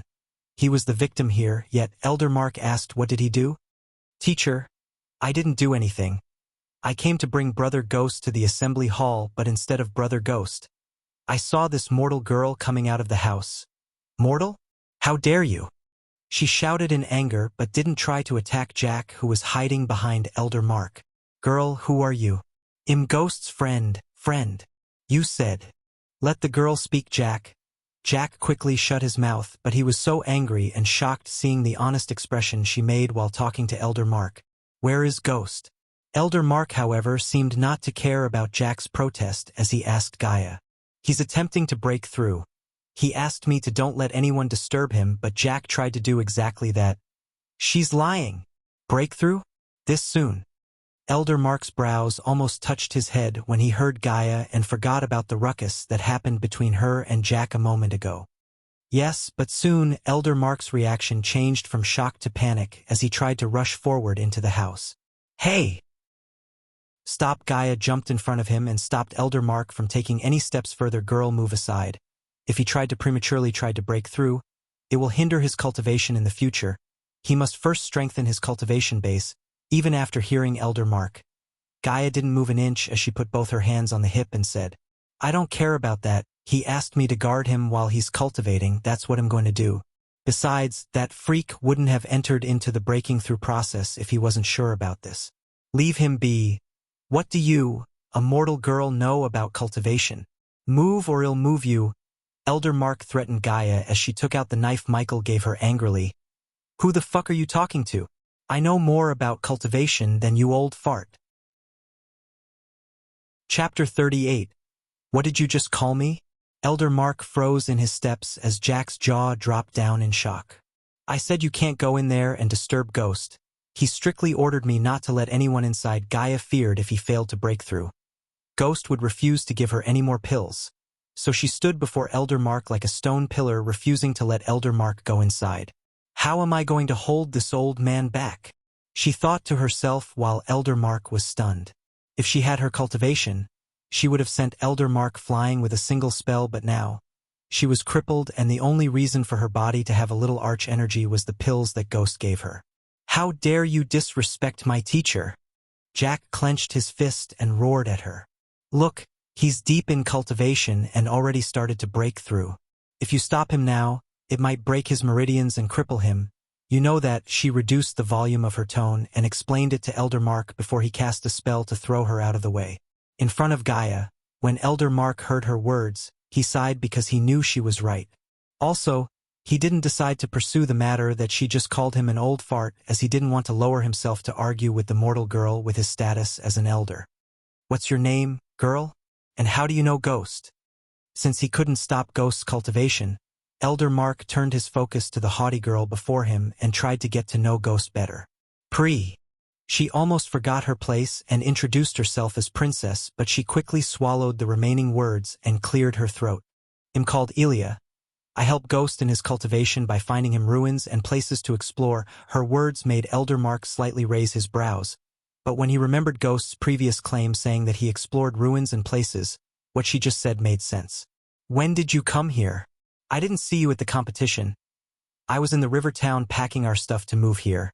Speaking of the river town, Ghost wanted Jack's help with something. She slowly turned her gaze from Elder Mark to Jack as Elder Mark asked, frowning, What is it? He asked Jack to go to River Town and bring Raylene Agner. Who is that? She's one of the survivors we rescued from the Rosewood Village. After 2 days. Congratulations to host Michael for leveling up. The current stage is Body Refining Stage Level 2. Congratulations to host Michael for leveling up. The current stage is Body Refining Stage Level 3. Congratulations to host Michael for leveling up. The current stage is Body Refining Stage Level 4. Congratulations to host Michael for leveling up. The current stage is Body Refining Stage Level 5. Slowly, the interface appeared before Michael as the darkness that surrounded him since he started to upgrade faded away. Finally, he heaved a sigh of relief looking at the interface as he ordered the system to bring him the status window. Host. Michael Cultivation Level. Body Refining Stage. Level 5 Experience Points. 0/3000000 Badass Points. 15,000 Skills and Spells. Wind Blast, LVL2 Responsive Shield, LVL2 Environment Scanning, LVL1 Ignitia, LVL1 Lightning Dash, LVL1 Energy Devuver, LVL1 Occupation. Disciple of Sunrise Sex Status. Healthy Goals. Be the strongest predator in the world. Subordinates. Gaia, Loyalty Level 18%. Ding! Host Michael has received a lucky draw. Does the host wish to access the lucky draw? While he was looking at the refined status window, another notification tab in bright blue appeared before him. Lucky draw? What is that? Every time system goes offline for a while, the system would offer one lucky draw as compensation for its absence. Cool. I like free stuff. Open it, as he said. The bright blue tab transformed itself into a golden box, and then the box exploded with sparks as it presented 3 cards wrapped in red ribbon before him. The host can choose one item for free. 200,000 badass points will be charged for each additional card. Holy shit. 200,000? Are you kidding me? No. It was a rhetorical question, you bastard. The number made him go mad at the system, but he soon calmed himself and inspected the first card. The red ribbon on the first card unwrapped itself and presented a beating heart with descriptions about the card. Spell name. Seducer effect. Make the target instantly fall in love with the host. Upgradable. Yes, current level. Can affect anyone under the core formation stage. Seriously? I don't need this. System, are you playing with me? He was annoyed by the spell and would have punched the system in the face if it had a physical body. The spell would be useful if the host wants to build a harem of beautiful maidens. Harem. It's a glorified word for cheating, and no, I don't want to go from place to place collecting beauties. In every novel I read, harem would just bring the MC more troubles to deal with, so no, I'm not going to build a harem. Pushing the card away from his view, he opened the second one hoping for something better than the previous one. 100,000 experience points. The second card had no fancy effects such as beating hearts or sparkling pink letters like the previous card, rather it looked simple as a card with 100,000 numbers written on it. Tempting, certainly better than the seducer. Let me see the last 1 inch. The red ribbon wrapping the third and the final card unwrapped itself as the descriptions about the card appeared. Function name: Banker function. Enable the system to convert gold coins into badass points. Upgradable. Yes. Current level. Conversion rate between gold coins and badass points equals 1000:1. He blinked in disbelief as his eyes opened wide looking at the card. Then, after a few seconds, his lips curved in an upward arc. This is it. The one I've been waiting for. With this, I can earn badass points more easily.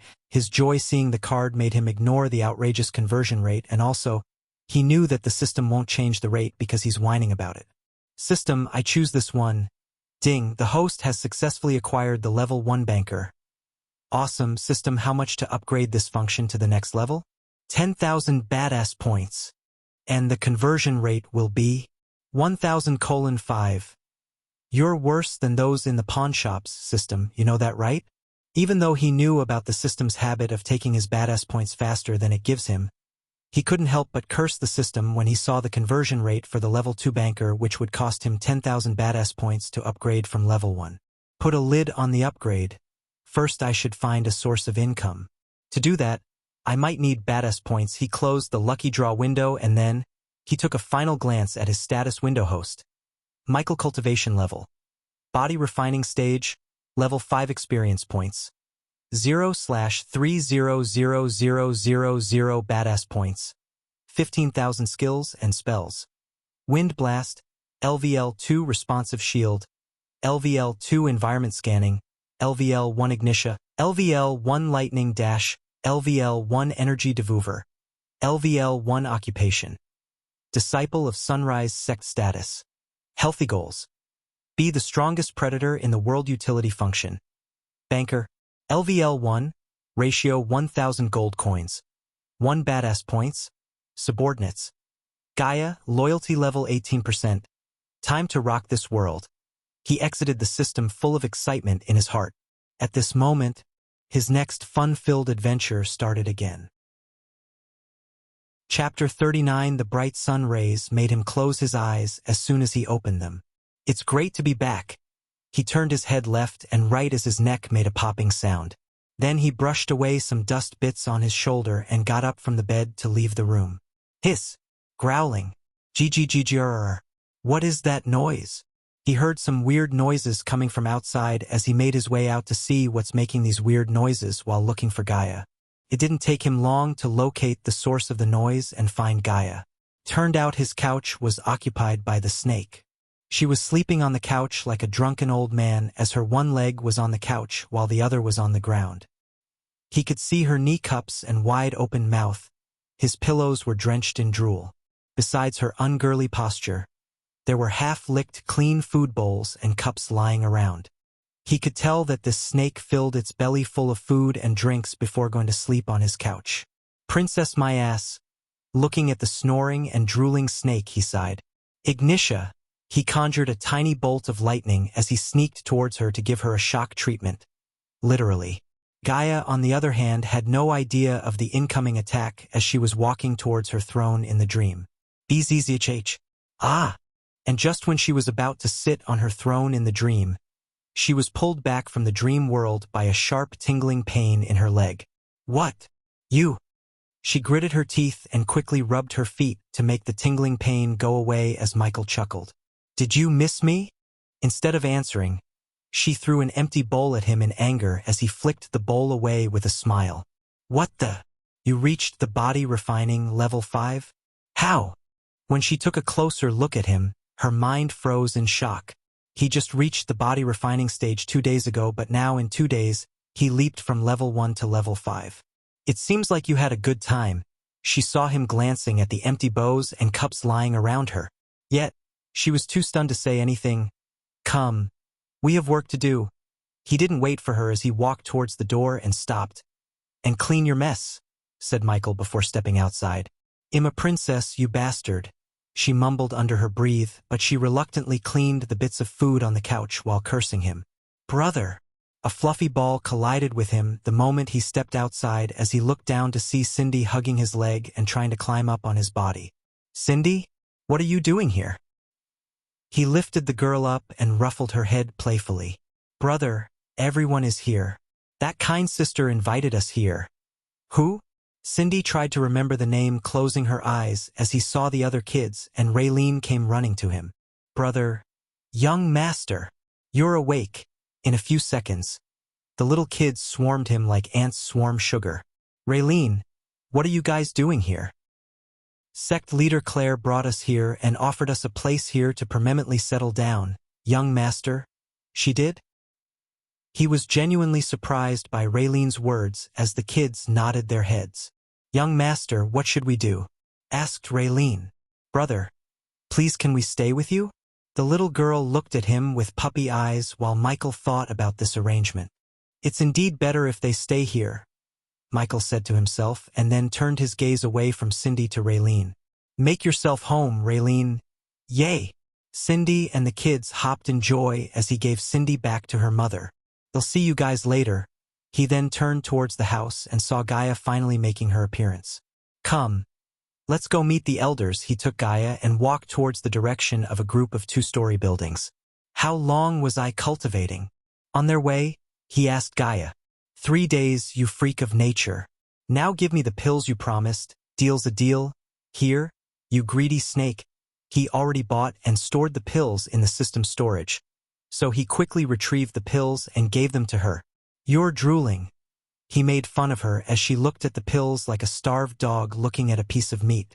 She grabbed the pills in a flash and swallowed them with a huge grin. You're happy.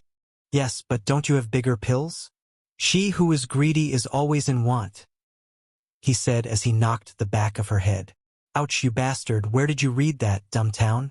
You mean your hometown, asshole? Bitch. 2 of them fight their way to the elder's place where Michael saw a fancy carriage standing outside. Surrounding the carriage, there were a couple of men who stood guard in light blue metal armor. Who are they? Obviously, Michael knew that neither the carriage nor the guards belonged to the Sunrise sect because the guards and the carriage looked so distinct compared to the worn-out buildings and decayed structures of the sect. An alchemist's carriage, Gaia said and pointed at a symbol of 2 green lives in a silver circle etched onto the carriage's side. The guards gave them an indifferent look when they saw Michael and Gaia as the 2 of them entered the building to see what's happening inside. This hall they were in was mainly used to receive distinguished guests. Undoubtedly, the one inside was a distinguished guest. As Michael reached inside, he saw a middle-aged man sitting in the hall and drinking tea leisurely. He seemed wealthy because of the high-quality robes, the big red gem on his finger, and the rich aura he was radiating. His cultivation was, however, not very higher as he was just at the body-strengthening stage, level 2. Lord Hart. Michael was surprised to see the elders calling him as Lord and sitting on the edge of their chairs, while the silver-haired man was sitting before them like he owned the place. The reason for this was very simple. He was a 2-star alchemist and could concoct pills with 15 to 30% purity. In this world, cultivators were everywhere. But possessing special skills such as alchemical skills and reaching the 2-star level was not common. Even if one's cultivation realm was high, it was no guarantee that one would possess special abilities, but with special abilities, it would serve well the path of cultivation. Also, just possessing this profession would definitely heighten one's status and fame. Lord Hart, we need your help to concoct a heart-healing pill this time. You don't need to worry regarding the price. Sect leader Claire walked over with a smile. Her attitude was very humble. The other 3 elders, including Elder Mark and Miles, were keeping a small smile on their faces. Hearing Claire, Hart said to them indifferently, heart-healing pills are not so easy to concoct, and the cost is not low either. I have several conditions for this. If you don't comply, the deal is off. What conditions? Claire asked. As long as it is within our power, we will agree. Actually, my conditions are very simple. The first condition is to let my students use your herbal garden, he said. Okay, no problem. She thought quite hard about it, but considering their herbal garden had almost dried out and only had a few herbs growing there, she agreed to let them use the remaining herbs. The second condition, the price of the ingredients for the pills are expensive. Since you agreed to my first condition, we can continue the negotiation. As for the materials for concocting the pills, my students will buy them, but you need to pay for them. No problem on that as well. The price of the ingredients is obviously expensive, but I do not know how much you need. Not too much. With my fee, 5,000 gold coins is enough. He casually stated an astonishing price. After they heard it, they were stunned. 5,000 gold. This was too expensive. For a declined sect like theirs, 5,000 gold coins were not something they could give just like that. Chapter 40. This price. Can you lower it a little? Claire said embarrassedly. Sunrise Sect was not a big organization, and it was declined to the point that they would have closed the doors if it wasn't for Michael. As for the 5,000 gold coins, it was not that they didn't have that much money, but using that much at once would hinder the functional operation. This is the lowest price I can offer, Sect Leader Claire. I believe you will understand the price of the required ingredients for the pills and the fee of a 2-star alchemist. Buying the pills outside will at least cost you 600 to 700 per pill. Compared to that, the price I offer is way cheaper. They were all well aware of their current condition of treasury, but they needed those heart-healing pills as soon as possible, so they could only stomach the high rate and accept the price that he asked. Well then, if that is the price you want. Claire sighed and nodded. Idiots, he's clearly ripping them off. Gaia leisurely leaned on the wall and said, looking at the elders and Claire. How come? You didn't notice? Gaia asked him with a slightly surprised face as he shook his head. He's a 2-star alchemist, yet the price he asked is the price of a 3-star alchemist. And 5,000 gold coins are for pills with 45% purity, which is a maximum level a 3-star alchemist could reach. Michael knew about the star levels of special abilities because Abras learned about that stuff, but when Michael searched his brain for the prices, he realized that weird enough, Abras didn't know about the prices of the pills. Do you know about the current rate for pills here? Of course I knew. Pills concocted by 1-star alchemist is 100 to 200 gold coins, 2-star alchemist 200 to 1,000, 3-star alchemist is 1,000 to 500. She paused for a second and recollected the price for the remaining alchemist levels. For star alchemist, pills will be 500 to 900 gold coins. As for the 5-star alchemist, they would often take artifacts and valuable treasures as a payment rather than gold coins. But if you want to buy a pill concocted by 5-star alchemist with gold coins, the price will start at 10,000 inch. What about 6-star alchemists? He asked casually, even though according to Abras memories, 6-star alchemists were a myth as no one could surpass the purity level 90%. But because Abras had little to no contact or knew about the outside world, he decided to ask Gaia, who seemed to know everything about this world, unlike him or Abras. Don't be stupid, human. 6-star alchemist doesn't exist, it's a myth. He matched the prices Gaia described and the star level information in his mind when Hart stated his last condition. My final condition is, and this is the important one. Hart's voice trailed as the elders and sect leader Claire curiously looked at him. What is it? Her eyebrow wrinkled as this guy was really putting a lot of conditions. I fell in love with someone here, so I wonder if she can become my concubine. If she says yes, I will concoct the pills for free. The elder's expression changed drastically upon hearing his last condition. This was obviously a sweet deal. Concubines were basically mistresses, and it was usual for a man who was rich and had high status in the society to have many concubines.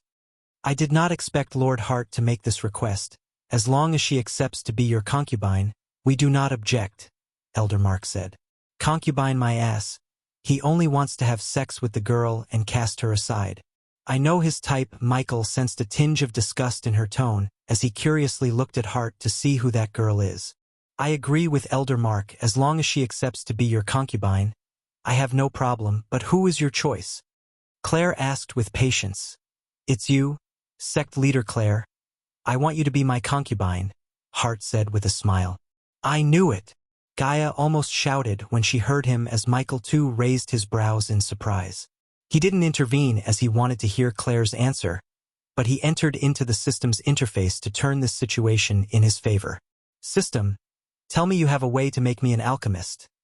The system recommends the host to buy the Book of Alchemist in the system store. If I buy that, what star level would I reach? The host will be able to concoct pills and potions with the purity level 90%. So I will become a 5-star alchemist. Wonderful. Now give me the bad news. How much is it? 20,000 badass points only. He almost spat out blood when he heard the system say only with a tone of a salesperson in the TV ads. However, if he could upgrade the banker skill to the next level, he could earn 5,000 points converting 1 million gold coins. And after hearing what Gaia said, a 5-star alchemist could easily earn more than 1 million gold coins. Yet, he didn't have enough badass points to buy the book and upgrade the banker skill to the next level. If the host wish, the system can give a loan to the host with an interest rate of 10%. The host can settle the loan whenever he could, but the system would increase the interest rate by 5% every 10 months. You can do that? Never mind, it'll take the load. Upgrade my banker skill to level 2 and buy the Book of Alchemist. He ordered the system and prepared himself to endure the sharp pain that would appear in his mind every time he buys a new skill. Just as he expected, he experienced a sharp tingling pain in his brain. He etched the skill of alchemy into his brain cells as he slowly became a 5-star alchemist. And when the pain disappeared, he felt like he could concoct pills as easy as writing and reading. I'm going to be so op with my sweet system. He laughed heartily and praised the system. Normal people had to learn and work extremely hard to master the alchemy skills, but he became a 5-star alchemist in a few seconds. Why are you smiling? He still had a grin on his face when he exited the system, and seeing the smile on his face, Gaia asked. On the other side, Claire's body went rigid after Heart's request. Her sect only had girls who belonged to poor families, so if any one of those girls got an offer like this, their life status would be catapulted to the next level. However, she was a born noble and a sect leader. For her to be a concubine, it would be a disgrace to her family and herself. No, I'm sorry, Lord Hart, but I can't comply with your request. Claire looked at him and immediately shook her head to refuse. After this refusal, Hart's face was twisted to a frown. He considered himself a talented alchemist and his future achievements were limitless. He did not expect that she, a sect leader of a declined sect, did not even consider his proposal and straight up refused him. I am a 2-star alchemist. You'll have a better life as my concubine than as a sect leader of this decayed sect. I will reach the 3-star in the future. His eyes were full of resentment. Thank you for your kindness, Lord Hart, but I don't want to be anyone's concubine. I hope you can understand that, and am sure there are other women who would be willing to be your concubine. Even though her sect was declined, it was still her sect and she resented him for calling her sect decayed. But still, she wouldn't show her true emotions as they needed the heart-healing pills. Because of that, she felt extremely helpless, and the helplessness in her heart made her eyes well up. Humph, my maids are in a better situation than you, yet you dare to reject me. Hart punched the sofa he was sitting on and looked at Claire coldly. If you don't want to be my concubine, then forget the pills, Lord Hart. Please sit down, Elder Mark hurriedly said, and tried to calm Hart down, but Hart threw the tea on Elder Mark's face in anger. How dare you?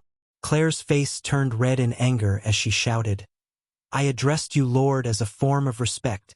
I didn't expect you to be this arrogant. I've had enough. Leave before I throw you out. She was only a body-refining stage level 5 cultivator. Yet when she became angry, an intimidating aura radiated from her which surprised both Gaia and Michael. Gaia felt like the reason for Claire to act so mighty because she noticed ghosts standing in the hall who had killed a body-strengthening stage level 2 cultivator before. Chapter 41. You bitch! Hart's anger erupted like a volcano as he raised his hand to slap Claire when he saw a bolt of lightning fly between his hand and Claire's face. That's enough. Haven't you heard of a phrase? No means no. The bolts of lightning danced around his fingers as he made a grand entrance to the scene. Sect leader Claire, I can concoct the heart-healing pills in my sleep. You don't need him. The moment he finished his sentence, they all froze and stared at Ghost. Even Gaia looked at him with disbelief at first. Being an alchemist was not something one can do overnight or not as easy as cultivating. One needed to be born with a special talent to comprehend the alchemy knowledge, and even with talent and resources, It was extremely hard to concoct a pill or brew a potion without practicing and learning for decades.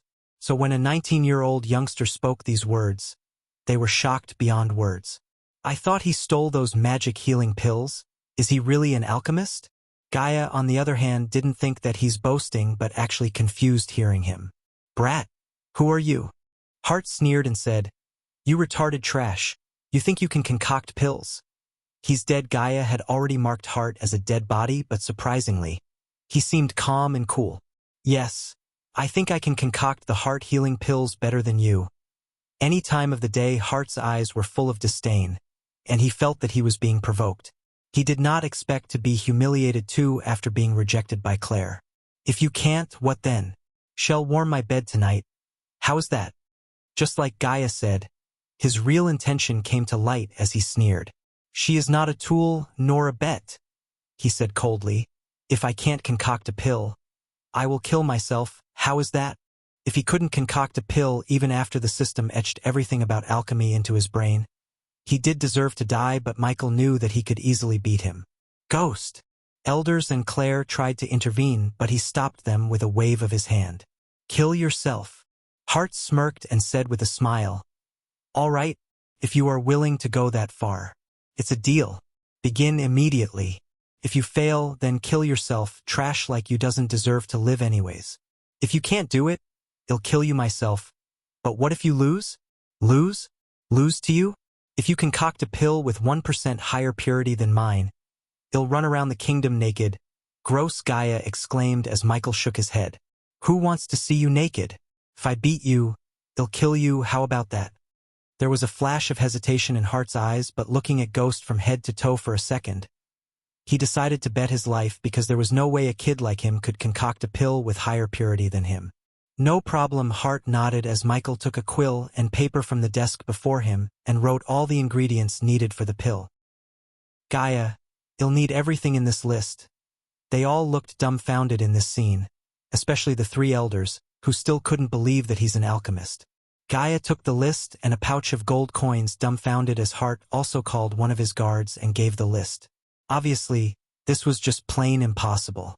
Hart was 40 years old and he was still at this level. It was almost unbelievable if Ghost could actually do this. Taking the list, Gaia ran outside with eyes full of excitement to see whether he's really an alchemist or not. In her mind, if he was an alchemist as he was claiming, she would be one step closer to know the secrets behind how he got the pills that could heal her meridians. Jack, you little shit. Where are you? They were standing in awkward silence, hearing Gaia's shout outside. Michael motioned sect leader Claire to lead the way, and after following Claire, everyone came to the temporary room, which was originally built for Hart to concoct pills in peace. After 30 minutes or so, Gaia and the guards entered the room carrying the ingredients needed to concoct the pills. During this time, the elders and sect leader Claire didn't ask a question to Michael because he pretended to be in meditation. He knew that if he stood there waiting for Gaia, they would ask annoying questions as he would then need to say something to assure them. It was easier for him to show them what he could do than tell them. Ghost, I brought everything you asked. Gaia gave the herbs to Michael and a furnace. You forgot to write furnace here. I don't need one. Hart and everyone in the hall was dumbstruck by what he said. You idiot. How do you plan to concoct the pill without a furnace? Hart sneered.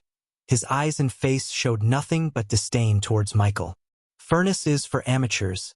I'm more of a legend when it comes to alchemy. So shameless. Hart gave a death stare and sat on the floor, crossed legs to start the process. Human, I bought you an extra badge of herbs. In case you mess it up, Gaia whispered without anyone noticing before Michael slipped a tiny vial into Gaia's hands. Slip this into the guards' drinks. Is this what I think it is? Gaia asked with an evil grin as Michael nodded. Let's start, shall we? Hart gave a sneer as an answer, and under the curious and worried eyes of elders, Michael conjured flames in one hand and took the herbs in the other. Alongside Michael, Hart flicked his wrist as a furnace was about the size of a clay pot appeared before him. The furnace had many strange inscriptions written all around it and gave off an extremely mysterious feeling. Sect leader Claire, we should stay back, Elder Mark exclaimed as the other two elders agreed with him and took a few steps back from Michael. Indeed, Pill concocting was not a joking matter but an extremely difficult process. The main difficulty of concocting pills was controlling the fire.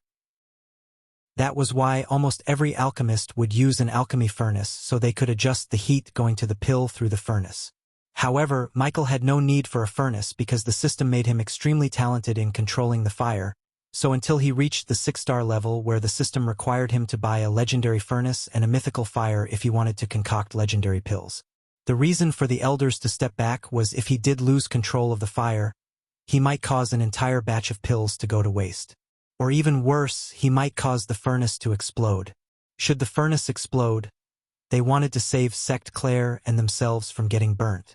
If I were you, I would save myself the embarrassment and run away, brat.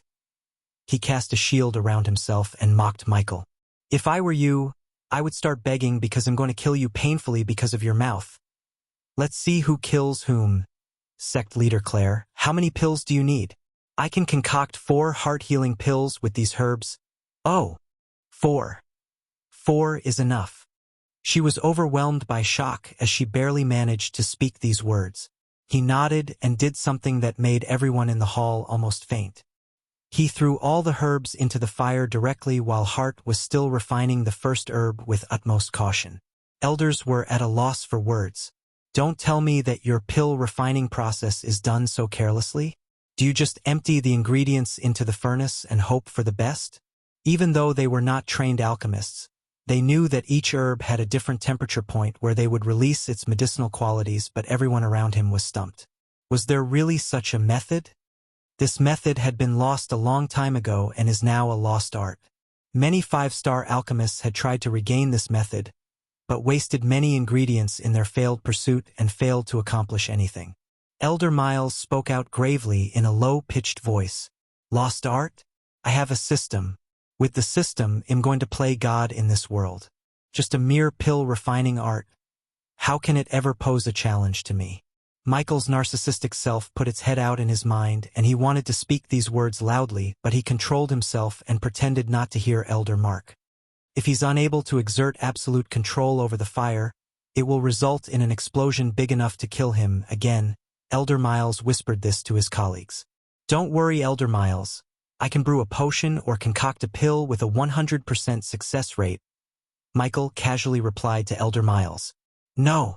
Concentrate on controlling the fire, Elder Miles shouted, and jumped back when he heard him talking as he feared that he would lose control of the fire and cause an explosion. I want to see how long you can keep this farce up. At this moment, Hart finally refined his first herb and responded to Michael. Michael completely ignored him and sensed the herbs were almost finished refining. Elder Miles, do you think he could do it? The third elder, who's called Reiner, asked Elder Miles, as only Elder Miles had some experience in teaching alchemy. He's a freak, we don't know what he's capable of. Look at his cultivation level. He just reached the body refining stage level 1 when we met him, but look at him now. He reached level 5 in just 2 days. We can't question his abilities now. For the sake of our sect leader, he must best heart at this, said Elder Mark. Quit whining, you oldies. He wouldn't have put his life on the line if he wasn't sure of his abilities. Elders turned around to see Gaia walking towards them proudly, like she had done something fabulous. The 2 elders and Claire was shocked to hear her tone, but Elder Mark sighed. Ignore her manners. This girl is a friend of Ghost. During the conversation, Hart finished refining the second herb and had only 6 more to refine. Haha. How long are you going to make a fool out of yourself? Throwing all the herbs at once in the fire, you really are dumb. Even if you want to pretend, at least make it believable. Hart pointed at Michael's behavior and laughed. Watch this. This time Michael sneered as he put his hand above the fire. Then when he lifted his hand, one by one, colorful shiny beads floated up from the fire. There were 8 beads floating above the fire, and soon after, he started merging the beads into one fist-size ball. This is impossible, to refine all the herbs at once. You need absolute control over the fire. This is absolutely impossible. Hart's face lost all of its colors and turned pale. He thought Michael would fail, but he refined all the 8 herbs even before Hart could refine 3 herbs. Also, the beads floating above Michael's fire were shinier and purer than the 2 beads before him. Ding! Congratulations to the host for successfully being a badass. The reward is 200 badass points. Ding! Congratulations to the host for successfully being a badass. The reward is 200 badass points. Ding! Congratulations to the host for successfully being a badass. The reward is 200 badass points. Ding! Subordinate Gaia killed a body-strengthening stage level 3 cultivator. The reward is 15,000 experience points. The sweet notification bell sound started to ring inside his mind, making him grin. Chapter 42 System. You'll get experience points for Gaia's killings too? Yes, the host will receive experience points for killings of host's subordinates. How many points do I need to heal her? 3,000 points to repair her meridians, 20,000 points to restore her previous cultivation level. The system recommends the host to heal her again when the subordinate reach at least 75% loyalty level. I know that system now tells me what was her original cultivation level, before they crippled her. Core formation stage, level 7. Whoa, she was a prodigy? Now I understand why she acts so arrogant and overbearing. Never mind, for now, they'll keep giving her the pills to keep her on a leash and increase her loyalty. When he exited the system, he raised his hands as the big silver beads split into 4 small fist-sized pills. Hart saw this scene and began to tremble, especially when he saw the extremely pure pills. 90% purity. Holy shit. Just as the words escaped Gaia's mouth, the elders, sect leader Claire, and Hart felt like they were being struck by lightning. The first two had never seen a pill concocted by a 5-star alchemist, but Gaia had consumed many of those to enhance her cultivation. After all, she was a princess. Impossible! Hart mumbled and stumbled back clumsily as 3 pills floated into sect leader's hand and 1 floated towards Hart. At this moment, the 3 elders succumbed to silence. Although they hadn't seen pills with this much purity, they knew that the pills in Claire's hands were superior in quality, as the pills radiated an extremely sweet fragrance and arch energy. The elders start to murmur behind him, "He's a 5-star alchemist?" They were stunned to disbelief. The whole continent had only a handful of 5-star alchemists. Finding them was not an easy task, and even if they found one, their services would not come cheap. Before this, they only thought of him as a genius, but now, they considered him as a youngster blessed by the gods themselves. If he could reach this level at a young age, then that meant his future achievements would be countless. Not only he cultivated at a monstrous speed, but was also a 5-star alchemist. How did he learn all this? They couldn't help but look at Gaia after staring at Michael. They thought Gaia could somehow explain his origins, but she quickly shrugged. "Don't look at me. I didn't know he's a freaking 5-star alchemist." "But you are his friend?" Elder Mark asked. In fact, it was not only them, but even Gaia was completely stunned. Alchemy was not easy, and that was a completely different challenge than cultivation. She thought the reason for his monstrous cultivation speed was because he had a special body type, but now she realized he has more secrets than she assumed. Bastard kept this as a secret. Ding! Congratulations to the host for successfully being a badass. The reward is 200 badass points. Ding! Congratulations to the host for successfully being a badass. The reward is 200 badass points. Several ding sounds again rang inside his head. A puny little 2-star alchemist. "Look, this is how the pill concocts by me a 5-star alchemist would look like," Michael said with a smirk as he slowly walked towards Hart, terrorizing him. As Michael took a step forward, Hart took a step backward in shock and despair. The 3 elders were stunned, but slowly their minds began to jump in joy. They didn't need to use Hart's service any longer. Ghost could be his replacement, and of course, he might not charge for his service, thus reducing the cost they needed to concoct heart-healing pills for Elder Sandra. Sunrise Sect now not only had the number 1 genius of the younger generation as their disciple, but also a 5-star alchemist. This was just too good to be true. Gaia immediately grabbed 1 pill from Claire's hands and inspected it. After a second, she looked at the elders and Claire. "Yes, this pill is 90% pure. I'm sure." "No." Hart was furious, looking at Michael with full of hatred in his eyes. "I didn't expect you to really concoct pills. You all deceived me by hiding the fact that you have an alchemist. You should have thought this before accepting the challenge," he sneered. Now, I'm going to kill you, as I said before, painfully. How could he let him live after Hart repeatedly insulted him? Hart's actions earlier couldn't be forgiven easily in his eyes, ha ha ha. Suddenly Hart stopped walking backward and laughed maniacally. Don't get ahead of yourself. I don't know what stunt you just pulled with the pills. But I know you can't kill me, you're just a body-refining cultivator. I'm at the fucking body-strengthening stage, I can crush you, guards. Hart stood there expecting his guards to arrive at any second with a wicked smile on his face. Yet, there was no one coming inside the hall as Hart shouted again. Guards! They are not coming. Asshole Gaia stepped forward and stood beside Michael fiddling with the knife he gave her. When Hart looked at the knife, his heart skipped a beat as he saw the fresh bloodstains on the blade. What did you do? A seductive smile and few flirty lines. That was all it took to make your guards drink my special tea. The little vial Michael gave her before he started concocting pills was the remaining paralyzing potion in his system storage. Because of his responsive shield, he didn't need to fear anyone under body strengthening stage level 2, but those guards were at level 3 and 4, which would possess a threat to Michael if he fought them head-on. So, Michael used Gaia to paralyze them and kill them easily. Why did you kill one guard? Michael asked Gaia, ignoring Hart for a moment. Fucker tried to get all touchy, so I stabbed him in the face after paralyzing him. Now dibs on killing this asshole. No, he's mine. Michael conjured the bolts of lightning as elders watched the scene dumbstruck. Especially what Gaia did and trying to do stun them considering she's just a mortal girl. Yet, she was trying to kill Hart herself. Ah! Hart screamed and tried to cast a spell before a wave of wind blasted him outside. Ghost, wait! Sect leader Claire quickly stepped forward and tried to stop him from killing Hart. See ya, human! Seeing Michael halt his steps, Gaia laughed and ran outside with full of excitement to kill Hart before he steadied himself and cast another spell. Don't come crying to me when he kicks your ass.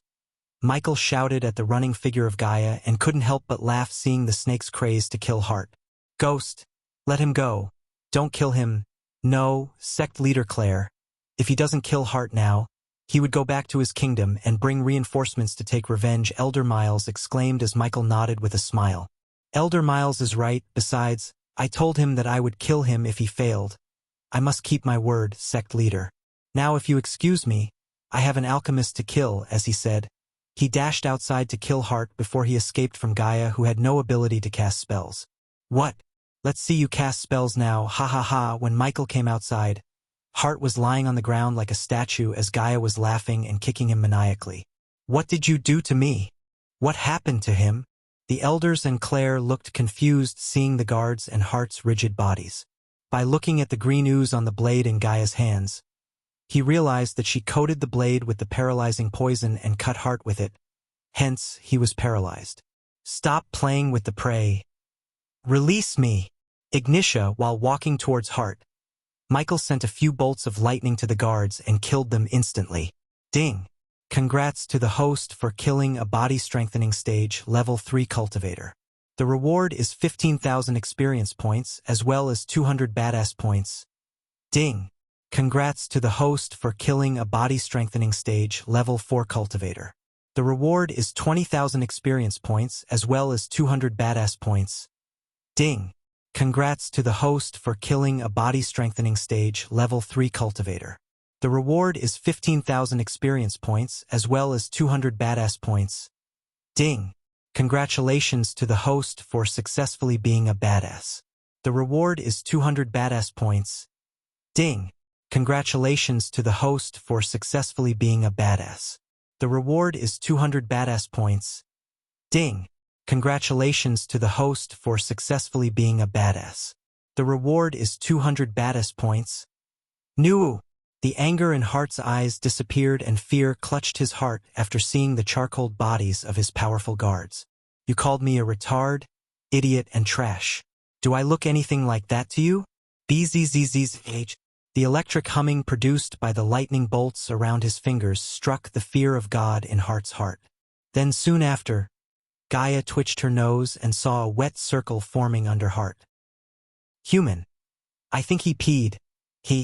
Her laughter fueled Hart's fear and embarrassment as Michael crouched in front of him. He then ran his finger across Hart's face. Diddle diddle, we are so. The intensity of the lightning bolts increased as Hart felt his face burning. Ah! Hart's scream echoed through the mountains, and then it was abruptly stopped. Ding! Congrats to the host for killing a body-strengthening stage level 2 cultivator. The reward is 15,000 experience points as well as 300 badass points. He's dead? So quickly. Gaia kicked Hart's body and said. The reason for Hart's death was not because of the lightning bolts but overwhelming agony and fear which made his heart stop. Looking at the scene, the elders and Claire trembled in fear. The charming cool youngster seemed like a devil a second ago. He not just killed Hart but actually tortured him to death. What more terrorized them was the fact that he seemed to neither enjoy nor regret killing Hart but rather, he appeared to be cool and calm when killing people. That indicated one thing to them. He killed so many people to the point that killing became like breathing to him. Chapter 43. Use this to dispose of the bodies. Michael retrieved the highly flammable liquid he bought from the system and handed it over to Gaia. And don't forget to take their space rings if they have one. Don't call Jack this time, he said and turned his gaze towards the terrified elders and Claire. Sect leader Claire? Elders. Those heart-healing pills? Who needs them? A sudden sadness emerged in Claire's eyes when he asked. She then sighed, follow us, with Claire leading the way. They arrived at a house adjacent to the building where they met Hart. A couple of girls and boys in orange uniforms respected them when they arrived. Inside the house, he was led to a room that seemed clean and well organized. Also, he immediately smelled a strong medicinal smell. Surprisingly, in the middle of the room, Elder Sandra was laid down in bed, unconscious and really pale. He could immediately sense that this was not something caused by injury but a terminal illness, like cancer. However, unlike Earth, he had the ability to concoct pills to cure Elder Sandra. How long has she been like this? The last time I saw her, she was fine. He sat beside Elder Sandra on the bed and observed her condition. She had been like this for the last 3 years. She would only get better when she took a healing pill, but lately the healing pills stopped working. That was why we wanted to give her the heart healing pills. Claire's words made sense, as the heart pills were much effective in healing terminal illness like this better than the normal healing pills. Although you were right to give her healing pills, it only kept the illness from spreading to her whole body, not to cure her. Sect leader Claire, you should have used the heart healing pills in the first place. Then the illness would have gone by now. We can still cure her, right? Claire didn't act like a sect leader at the moment, but she seemed like a helpless, weak girl who was concerned about a mother figure like Sandra. We can't cure her with heart healing's pills. It's too late. We can slow down the illness. No. It can't be. Tears already started to well up in Claire's eyes as the elders looked worried and shocked. Sect leader Claire, don't cry. I said we can't cure her using the heart healing pills, but we can use another potion to completely cure Elder Sandra. Really? She quickly wiped off the falling tears and asked with delight. Yes, I can brew the potion. No problem at that, but it's hard to get the required herbs and ingredients. Let's wait for my friend. She would know where can we buy and how much the prices are. Are you talking about me? Gaia made a timely entrance to the scene and halted her steps when she saw Elder Sandra's pale body. She doesn't look good. What happened to her? Black bite. This was the terminology they used in this world for cancer, and when she heard the name, her brows went up. Now before you say something, tell me where we can buy these and how much it would cost us? He quickly wrote everything he needed to brew the potion that could cure Elder Sandra. I've never heard of a pill or a potion that could cure black bite, Gaia shrugged as the elders and Claire looked at Michael. That's because no one knew about this potion except me. And what potion is that? Dew of Angel Lotus. DAL for short. None had any idea or never heard of such potion before, including Gaia. So they could neither deny nor confirm the existence of such potion. Petals of green rose, a tooth of a wyvern, siren's blood, virgin dew. The more she read the items on the list, the more she was shocked. And even though the elders or Claire hadn't heard some of the items in the list, looking at Gaia's reaction, they could tell how difficult it would be to get those items. I know places where we can buy these items, but it won't be cheap. You need a small fortune to buy all these. Claire's eyes immediately lit up when she heard that Gaia said she knew the places to find the items, but they darkened shortly afterward hearing the last part. How small? Elder Mark slowly asked like he was even afraid of asking this question. Something between 400,000 to 500,000 gold coins. What Gaia had said had stunned everyone. Claire's facial expression had turned pale, and her entire body was shivering. Oh my God! I'm going to faint. Elder Reiner lurched aside and held onto the wall to stop his body from falling down. How are we going to get that much? Ghost, please save her. After a few moments of gawking at each other, Claire swallowed the hesitation and came in front of Michael, pleadingly asking. She clutched his hands as tears rolled out of her eyes. Sect leader Claire. This sudden act of her really stunned him. I will brew the potion for Elder Sandra, but I really don't have 500,000 gold coins in my purse. He was no longer sitting beside Elder Sandra but stood up immediately. Claire still didn't let go of his hands while the elders also came closer to him and surrounded him. Sect leader Claire, we can't expect him to have 500,000 gold coins with him. Even if he had, we can't ask him to give it to us. We can plead for a loan from King Bredia. Also, if we can sell the rest of our lands, we may be able to get another 60,000 gold coins. Each elder was speaking their minds and all of them wanted to save Elder Sandra no matter the cost. This showed Michael the bond they had between them. Still, he didn't have 500,000 gold coins to buy the items, and even if he had, Michael wasn't going to empty his purse for them. Saving the survivors of the Rosewood village was a different thing, as he only had to buy some upgrades which would always be a help to him in the future. He might have helped them if he had hundreds of millions of gold coins, but currently, he only had 75,000 gold coins. Besides, 500,000 gold coins were equal to 2,500 badass points, which were more valuable to him than Elder Sandra's survival. Ding! The base of operation feature unlocked. What the? He heard a ding sound as loud as a church bell inside his head and was instantly taken to system's interface. A new window that he had never seen before in the system appeared before him. The host now can accept the Sunrise Sect as his base of operation. Does the host want the Sunrise Sect to be his base of operation? Wait, what is this base of operations feature? Explain yourself, system, before you ask me to do anything. The base of operations is a similar function to the subordinate feature. The host can acquire a whole organization as his base of operation. What's in it for me? Even though Gaia was not a jackpot, she had proven her worth by giving me some valuable intel, and also, she's keeping me entertained. What can a declined place like the Sunrise Sect give me? I've already done them a huge favor by joining them.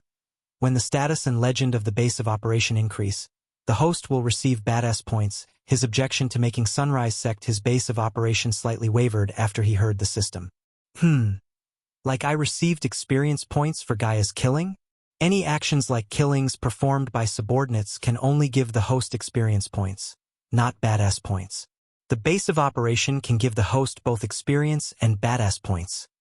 Higher level the base of operation is, more points will be awarded to the host. How many points are we talking about? That depends on the level of the base of operations. He was sure that he felt a tinge of irritation in the robotic voice of the system. The lowest level of the base of operations can give the host 50 badass points and 500 experience points for a week. The highest level? There was no response from the system to his last question as he started to think about making Sunrise Sect his base of operations. Tell me I can have more than one base of operations? Yes. System, why now? I mean, I've been here for 3 days and you've never said anything about making the Sunrise Sect my base of operations. There are 3 main requirements to be met for an organization to be host's base of operation. The organization's survival must depend on the host. Every member of the organization must be weaker than the host. The leader of the organization must be at least have 60% loyalty to the host. It seems me killing Heart left a mark in the young maiden's heart. So easy. Chapter 44. Alright, system. I'll take this risk and accept the Sunrise Sect my first base of operations. Ding! Congratulations to the host. The Sunrise Sect is now the host's base of operation. Base of operation. The Sunrise Sect current leader, Claire Marigold level, 1 debt, 450,000 gold coins number of members, 34 status. Declined legend. 0/1000. Crappy old sect. System? What is this legend? And what the hell is that dead amount? Legend is a type of evaluation points of the base of operation. The BOP must reach the points limit to upgrade it to the next level. As for your second question, the current leader can give you the answer. The system didn't even wait for him to close the interface but threw him out. Fuck. He cursed the system in his mind and the scene in front of him resumed. Sect leader Claire. Elders. I have an idea to get 500,000 gold coins. You do? Elder Mark's face showed a surprised expression. I'm going to create an alchemy enterprise, he calmly said, but in his mind, he was excited to create something huge in this word and finally start earning real coins. What's the point of being a 5-star alchemist if he couldn't get rich? Slow your horse, who? Ghost, we need to talk.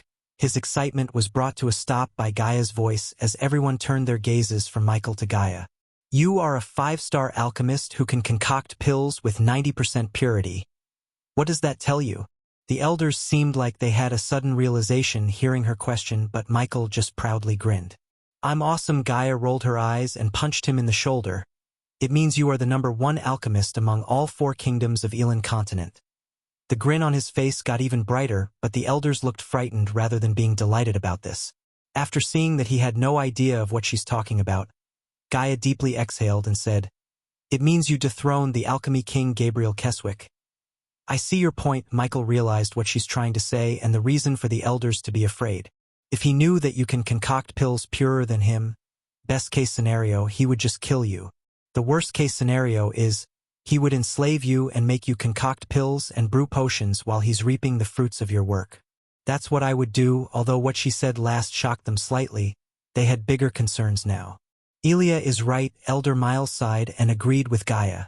Either way, you're fucked, Ghost. She really worried about his safety.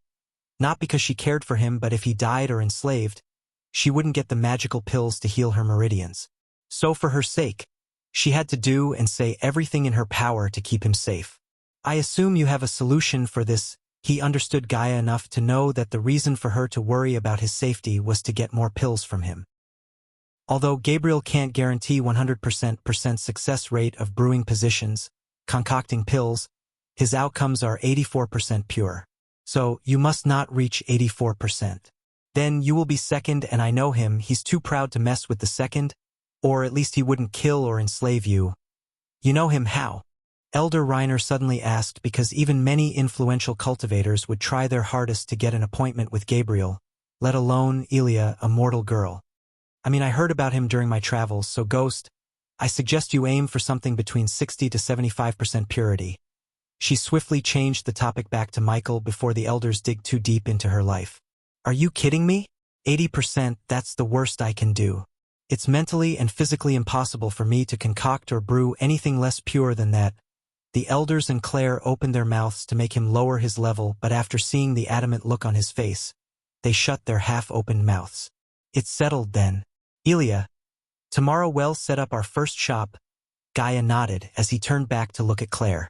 Sect leader Claire, give the heart-healing pills to Elder Sandra. They would stop the black bite from getting worse and make Elder Sandra feel better. I wish we had gold to help you start the shop, Ghost, but Elder Mark's voice trailed, and the other 2 elders looked a little embarrassed. It's fine, Elder Mark. I can take care of everything. From now on, we'll change our sect's future for the better, he said, and walked away from the scene as Gaia followed him behind, leaving the elders and Claire to worry about Elder Sandra. It took them both a couple of minutes to reach the home given to Michael. Are we in the right place? Gaia tilted her head, confused, as the house in front of them looked different than what they saw an hour ago. The cobwebs and dust on the windows and wall were nowhere to be found. Little green saplings replaced the dried plants on the lawn. Plus, there was noise coming from the inside along with a mouth-watering aroma of cooking. Did we leave the door open? No shit. Michael walked towards the house when a familiar face came out to greet them both. Young master, young miss. It was none other than Raylene, and she had 2 glasses of lemon juice on a tray. Thank you for cleaning the place, Raylene. It's the least I can do for you, young master. I should have told you before taking the liberty of cleaning the place. Raylene smiled as Michael took the glass and drank it before scanning the drink. Just in case. Gulp.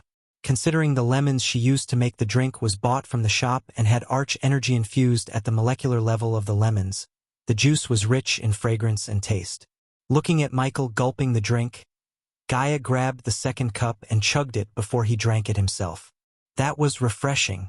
Raylene, how would you like to earn some gold coins? Bastard is going for it. The smile on Raylene's face froze hearing him while Gaia giggled inside having some nasty dirty thoughts because what can the woman actually do to earn some gold coins rather than pleasing him physically? After all, he was a youth and Raylene was a good-looking woman. Young master. Raylene's body trembled as Michael quickly realized that she's thinking something else. Soon. I'm planning to open up a few shops. And I'd like you to come and work for me as a cook. Raylene, oh. Raylene let out a short squeal and deeply exhaled as Gaia frowned. Let me know what you think later, Raylene. Yes, young master. I will work for you. Raylene was relieved realizing that he's not going to ask her to be his mistress, as it was not unusual for a powerful youngster like him to have many mistresses. Good. Now go and take care of Cindy. We'll eat later. Raylene nodded and ran back inside the house to put the tray and glasses back. A few minutes after Raylene left, Gaia and Michael plunged into the comfy sofa to discuss their plans for tomorrow. Are you going to tell me? Gaia asked skeptically. Tell you what? What made you suddenly change your mind and help that old woman? I saw you, human, you would have brewed the potion to cure the old woman for free, but you had no intention to buy the items yourself at first.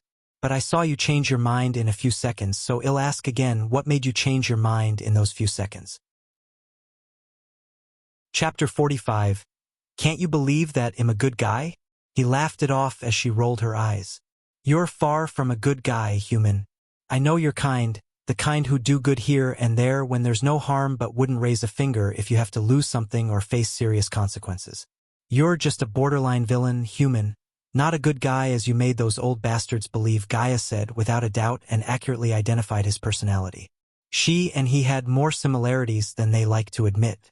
Why do you care anyway? Although I hate to admit it, my survival depends on you and the pills you have. Therefore, I don't want you to get killed trying to play hero. You really want to know the answer? He laid back on the couch and asked. Yes, first, answer my question. What do you really want in your life? She was slightly taken back by surprise, but she knew that she had to answer him if she wants an answer from him. Me? I want the throne of Nagaland. Let's just say you will get the throne. Then what? She didn't know where he's going with this, but she decided to play along with him. Then I will rule Nagaland for a couple of decades and head to the Lonely Mountains to reach higher levels in cultivation. The Lonely Mountain was a place where cultivators head towards to enter secluded cultivation for decades or even centuries. The harsh, cold environment of the mountain would push the cultivators to their limit and make them break through to the higher levels of cultivation.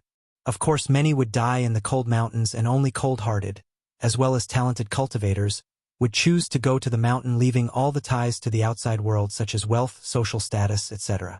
In the world of cultivation, the higher one's cultivation level, the higher the lifespan. Hence, many powerful cultivators had seen their loved ones die with time, but they will continue to live because of their cultivation level.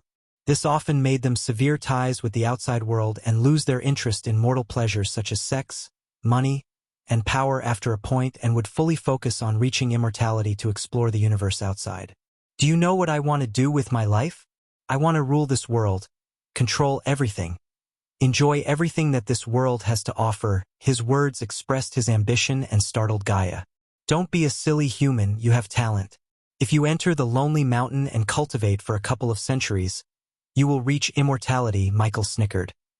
What's the point of immortality if I can't even enjoy simple pleasures?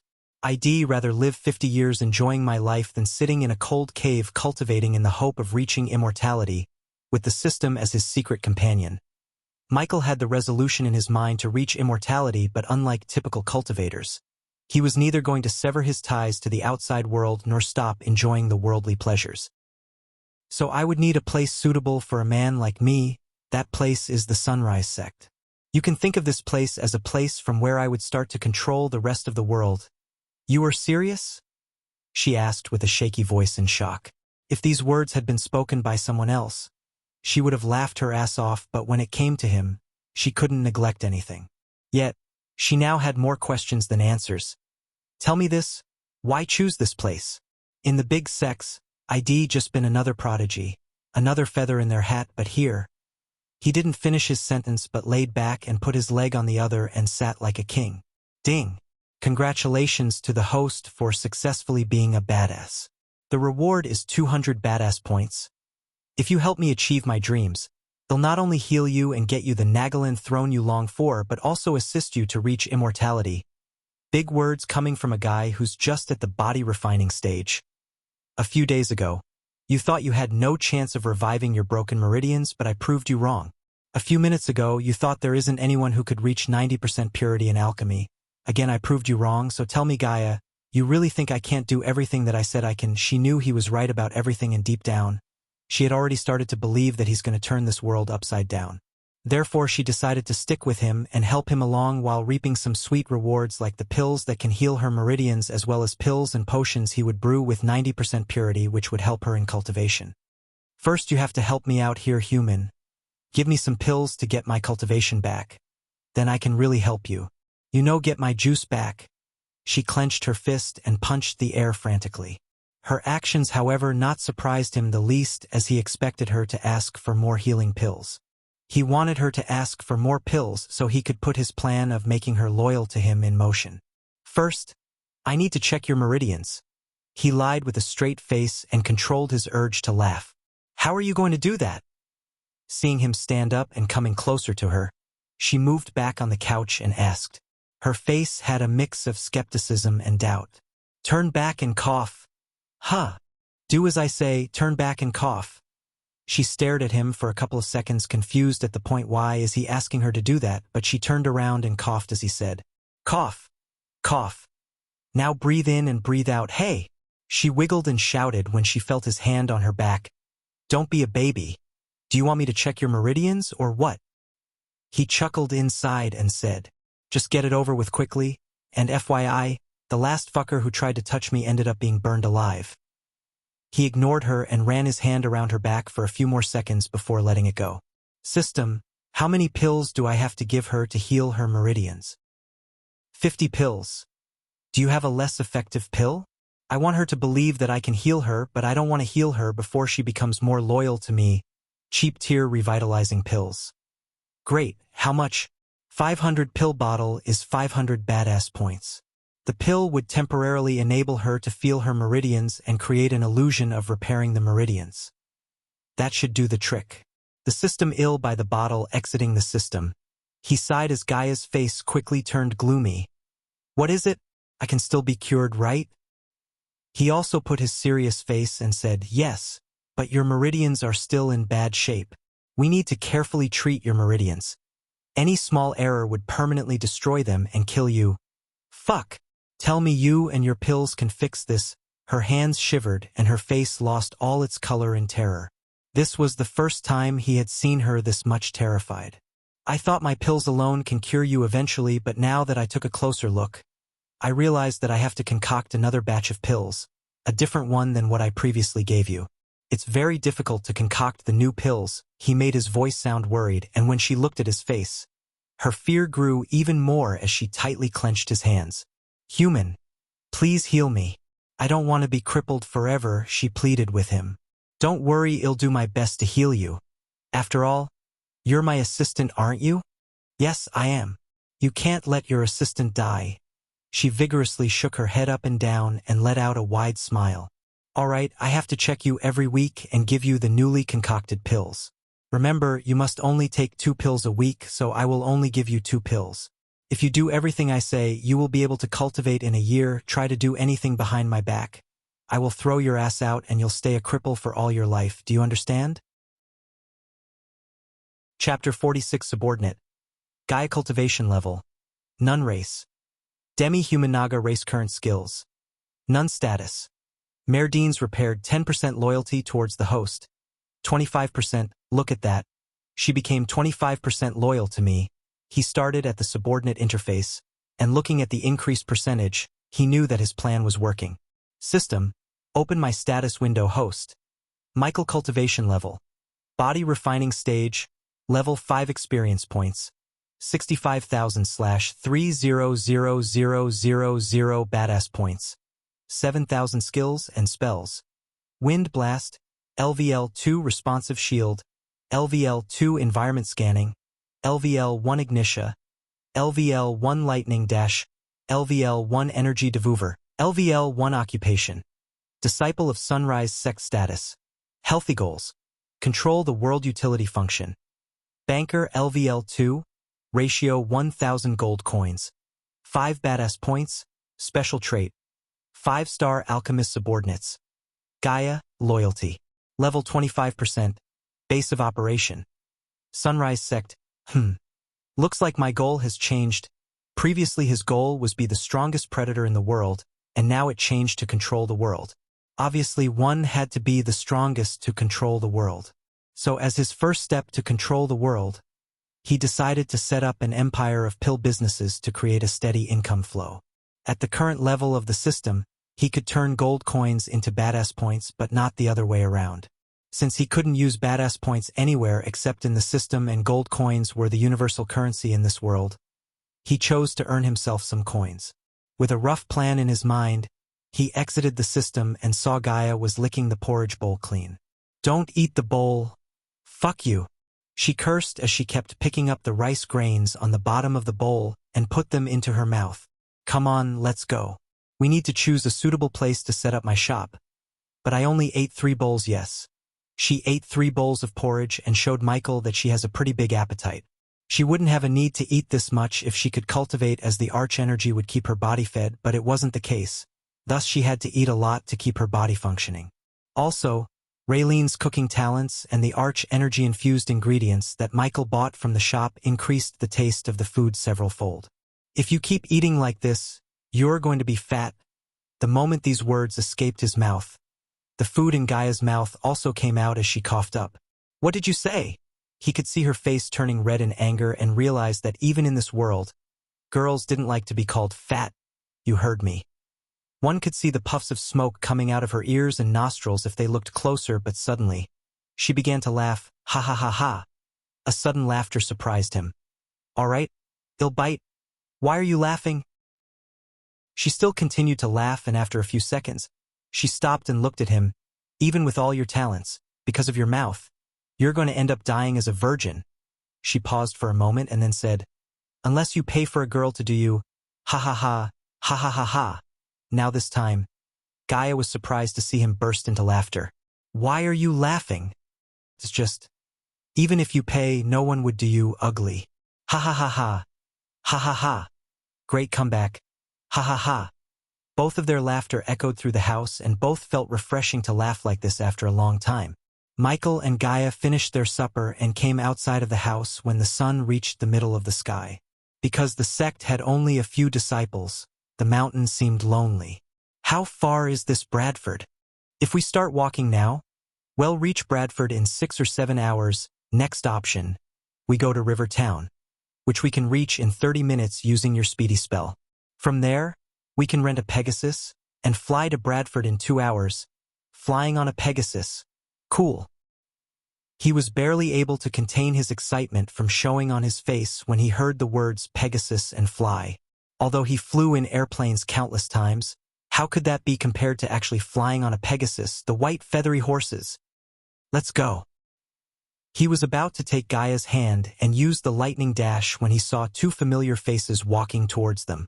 The 2 familiar faces were none other than Daniel and Ricky, the 2 guards Michael met in Rivertown. They looked rather tired and drenched in sweat as their light brown clothes turned into dark brown because of their sweat. "Young Master Ghost, why are you guys here?" This was the second time he asked the question today, as both Daniel, the older guard, and Ricky, the younger one, breathed heavily.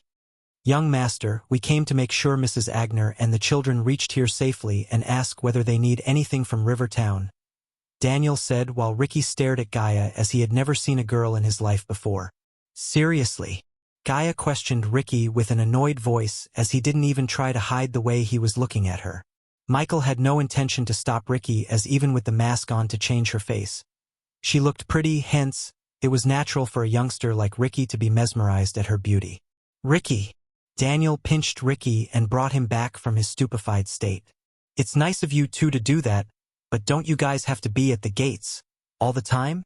Daniel sighed and shook his head. The higher-ups transferred us, young Master Ghost. We are going to Larton today. Larton? What did you two do to deserve that? Gaia chuckled sadistically and raised Michael's curiosity. According to Ubras memories, Larton was a desert of Kingdom Breedia that had a lesser population. By looking at her sadistic laughter and terrified face of Daniel, he could understand how bad is Larton. If Larton is that bad, can't you guys ask your higher-ups to reconsider? Besides, why are they transferring you? Daniel seemed like he was hiding something as Michael turned his gaze towards Ricky, who's more talkative than Daniel. It's a punishment, young Master Ghost. As expected, Ricky talked and his tone had a tinge of anger. Punishment? What did you do?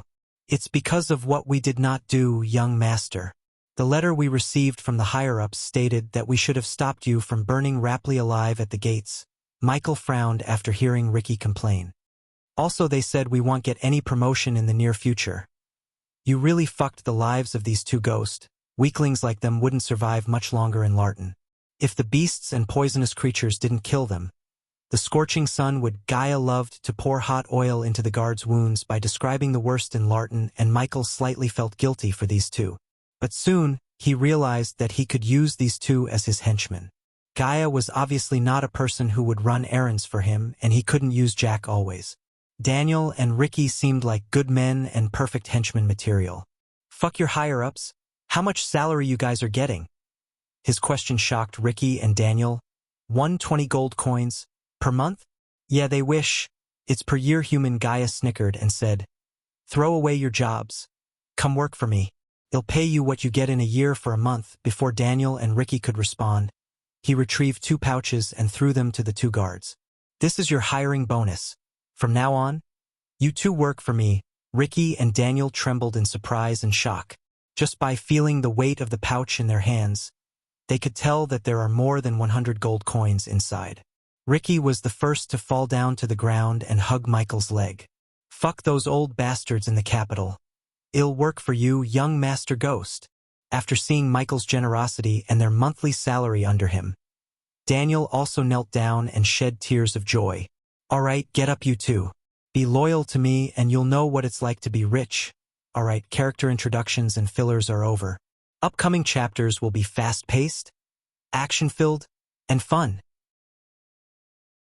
Chapter 47. So cool. At the moment, Michael was flying on a Pegasus behind Gaia. Because of Gaia's previous experience flying the Pegasus, she rode it while Michael sat behind. But that didn't stop him from being extremely happy. His one hand was on Gaia's shoulder to maintain his balance, while with the other hand, he constantly tried to grab the fluffy clouds, even though he knew clouds are made of water vapor and dust particles in the sky. For God's sake, human, you can't catch the clouds. You're going to fall and die if you keep trying. She screamed and elbowed him in the gut. Hey, Gaia! Because of the wind resistance, he had to shout. How much does this Pegasus cost? I need one. Pegasus were horses with wings, and the most common color of these noble creatures was pure white. They were intelligent creatures that could understand the orders of the owner and were protected by a special spell that prevented the riders from stealing them. Hence, the Pegasus taxi owner didn't need to travel with who hired it, but simply sit in his office and let the Pegasus finish its route and come back. However, if the riders had no experience flying on Pegasus, the Pegasus owner would provide one with experience, but that would cost additional cost. Since Gaia had the experience, Michael didn't pay this cost but let her fly the Pegasus. You can't. If you want one, you have to get permission from the 4 kings of Elon continent. Seriously? Why? I don't know. It has been a common law of Elon since forever. Fuck them. I'm planning to make a dragon my pet and fly on it. Ever since he found out that this world has dragons, he couldn't wait to get his hands on a dragon baby or a grown dragon. Make a dragon your pet? You're one crazy motherfucker, you know that? Gaia shouted, and now, she had grown quite familiar with his grand ideas and plans. He would have bought one from the system if the price wasn't in the millions. We're going to land, hold tight. She giggled evilly as the warning beep sound in his mind went crazy. She galloped the Pegasus and turned the Pegasus to do a barrel roll in the midair. Michael's reflexes were outstanding therefore when the moment the warning sound rang in his head. He wrapped his hands around her waists and held onto her tightly. "Bastard! Get your hands off of me!" She didn't expect him to act quickly or wrapped his hand around her waist. She wanted to scare him off, but the situation turned against her favor. "Do it again." He already enjoyed the ride tremendously, but the last part of him touching her waist was icing on the cake. On the contrary to his demand, she stopped barrel rolling and landed the Pegasus on the ground. "You perverted bastard!" The moment her feet touched the ground, she shouted at him as he waved her off. "What did you expect? Me falling down from the sky? Just be glad that held onto your waist." She quickly covered her chest like she was naked when she looked at where he was looking at. "Nay!" The Pegasus beside them neighed and took off, leaving them behind at the outskirts of the marketplace erected on the light side of Bredia. Bradford was a town led by Baron Totonk.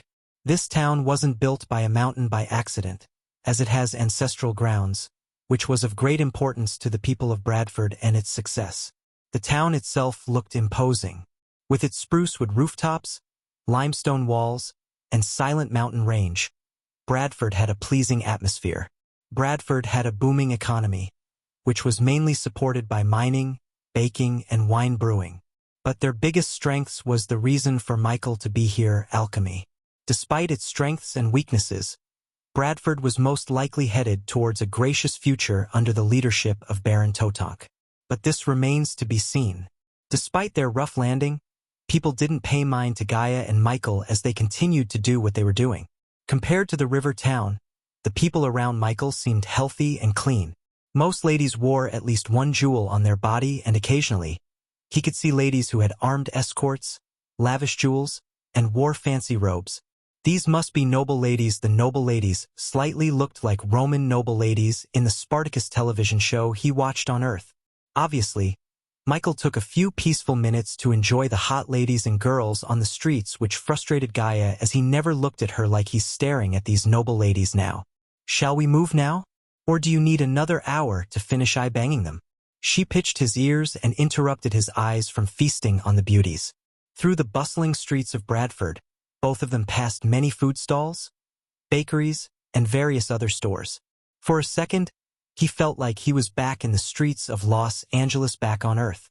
Wow, there are only 2 alchemy stores. After finishing checking out all the stores on both sides of the street, Michael realized that Bradford only has 2 alchemy stores owned by 2- and 1-star alchemists. Of course, the shopkeeper in those stores weren't alchemists but just salespersons. "Hey, look, this building is on sale." He and Gaia came before a newly built building next to a bakery and jewelry. The building had 2 floors and huge glass windows that almost made the inside of the building transparent. Good condition and location. Because of the jewelry, we can draw the attention of nobles quickly. Come, let's go see the owner of the building. "Hey, is that Ghost?" "Yeah, it seems like him." "Who's that girl with him? Can we get an autograph?" Seeing that Michael had stopped, some of the people in the crowd recognized him. The people who had seen him stopped and kept watching him from afar. He entered the door and saw a bald-headed man wearing golden robes sitting in the rather empty building. He was meditating, and hearing the footsteps, he opened his eyes. "How can I help you too?" "I saw the sign outside. I'd like to buy this building." "State your price." The man stood up and rubbed his shaved chin for a second. "Young man, my price is not cheap. Forgive me for being blunt, but you or your friend here don't seem very rich to me." Since Gaia said that at most, a building would cost 25,000 gold coins, therefore he didn't have to worry about the cost, as he had 30,000 gold coins plus 10,000 gold coins he got from Heart Space Ring. "All right, 20,000 gold coins. Non-negotiable." Michael looked at Gaia as she gave a nod of approval, indicating he's not ripping them off. The shopkeeper had built this store using most of his savings to open a gem business. But his son became a father, and his wife was urging him to leave Bredia to go live with his son. Therefore, he decided to sell this building, and because he used most of his savings, he wanted to get most of his coins back. Hence, he stated a high price which left him with no buyers. However, Gaia knew a 5-star alchemist would earn 20,000 gold coins with a couple of pills, so she had no problem buying this place. "I'll take it." Michael nodded and ordered the system to stack 20,000 gold coins in front of him. He gave the gold coins to the shopkeeper, who was quite surprised, but he quickly took the coins into his space ring. The shopkeeper then gave him a contract, and in a few seconds, the deal was done. "Now we have a building. Let's go shopping for the pill ingredients." Chapter 48: Successfully buying the building to set up their alchemy business. Michael and Gaia once again took on a stroll through Bradford. Bradford was a huge, flourishing city. As Gaia led him throughout the city, they came across several thriving streets of Bradford. Then the two finally came to a stop right in front of a massive building with the words, "Green Heaven," written in elegant calligraphy. "Human, this is the biggest treasure store in Bradford. If you want anything rare or valuable, you can find it here. Also, they have the biggest collection of everything we need to set up our business." He noticed that she uses the word "we" more often and begins to be a team player. "Let's go inside then." Within Green Heaven, many richly dressed men were walking around along with several sturdy-looking guards that were all looking with an attentive gaze at the merchandise around them. "Look at that. Idiots looking for fancy items to add to their collections. What's the point of spending millions of gold for a single painting?" she said, glaring at the group of people who were checking out a fancy painting. He agreed with her in his mind, as he too had the same thought when he saw people spend millions on French paintings or weird statues. He only spent his money on mansions, guns, and video games that had a practical use. "I miss my Xbox, PlayStation, and my PC," he sighed inside and continued to follow Gaia. "The first floor is mainly for useless things, for rich good-for-nothings." Afterward, Michael and Gaia climbed up to the second story. As Michael approached the second floor, two soldiers in full metal plate armor blocked his path to the stairway. One of them looked at Michael before speaking out politely. "My lord, my lady, show us your way of payment before entering. Human, take out the gold coins," she whispered to him, and said to the guards, "We don't use pay cubes. We deal with cold hard coins." Michael retrieved the remaining gold coins and stacked them before the guards. "Can we go inside now?" Gaia said. "Of course. Please enter, my lord, my lady." The two men instantly gestured for him to go past them. Pay cubes were a way of storing and saving money. Within the Elon continent, the color of the pay cube also signified one's wealth. It was a symbol of status that was a requirement for entering some businesses. Fortunately, Ubras Memories had some knowledge about the pay cubes, so he was not entirely clueless. "Where do I get a pay cube?" After entering through the door, he quickly asked Gaia. "Of course you don't know. You can't get a pay cube whenever you want. You need to have at least 100,000 gold coins in your pocket. And then, you can get one from a Grand Spire bank branch. Remind me to get one." "I'm not your notebook, you know." She rolled her eyes, but he knew she would do that. Throughout the entire floor, there were many strange and bizarre plants and items on display, ranging from many different colored flowers to strange lumps of iron. There were even many animal parts and organs in glass bottles. Among the items, there was a small pile of iron sand. The iron sand was darkly colored and exuded a constant black flame. Nothing for fuel but the air around it. The fire burned constantly without ever being extinguished. Aside from that, there were a few other strange crystals that glowed brightly, along with a few ancient-looking alchemy furnaces. In short, there were many fantastical things to be seen, some from the past, and many weren't ordinary-looking things at all. The second floor of the Green Heaven didn't have as many people as the first floor. There were only 20 expensively dressed men that casually walked around and selected an item that caught their interest. "Stop gawking around, human. You're embarrassing me, of course." He gawked around as a child entered a museum for the first time. Every time he thought that this world couldn't surprise him anymore, new things would do just that. In his previous time, he had to avoid going to public places in his free time, as there was a risk of exposing himself. Even though none had seen his real face, he preferred better to be safe than sorry. So places like these brought the child inside him. Gaia exaggerated things by saying he's embarrassing her, but in truth, she liked messing with him. She dragged him to the counter herself after he had taken too long gawking around. Right in front of them on a counter were countless bizarre-looking plants, items, and crystals. He already decided what kind of pills and potions he's going to make and everything he needed in his mind. Calling over the manager of the second floor, he placed a list on the counter. "I need everything in this list." The manager was a white-haired elder. Although he was quite old, both of his eyes shined brightly as if both pupils were a shining star. The manager looked at the list and then him as if to size him up before speaking with a small smile. "My lord, the items in this list, are you an apprentice of an alchemist?" Gaia became irritated about the old manager's inquiry. As she was about to open her mouth for a snooty reply, Michael kicked her leg. "Ouch! Something like that, Manager T. We have everything on the list." "My lord, but the total price will be rather high." Manager T took a few seconds to do the math and said, "How much?" 6,000. Place as big as this and popular as this wouldn't swindle a customer like roadside stores. Therefore, even though Gaia wasn't completely certain about the price of the items in the list, she nodded when he looked at her. Besides, she knew that the prices are fixed and no point in negotiating. "They'll take it." "Stop following me. You're irritating me to death."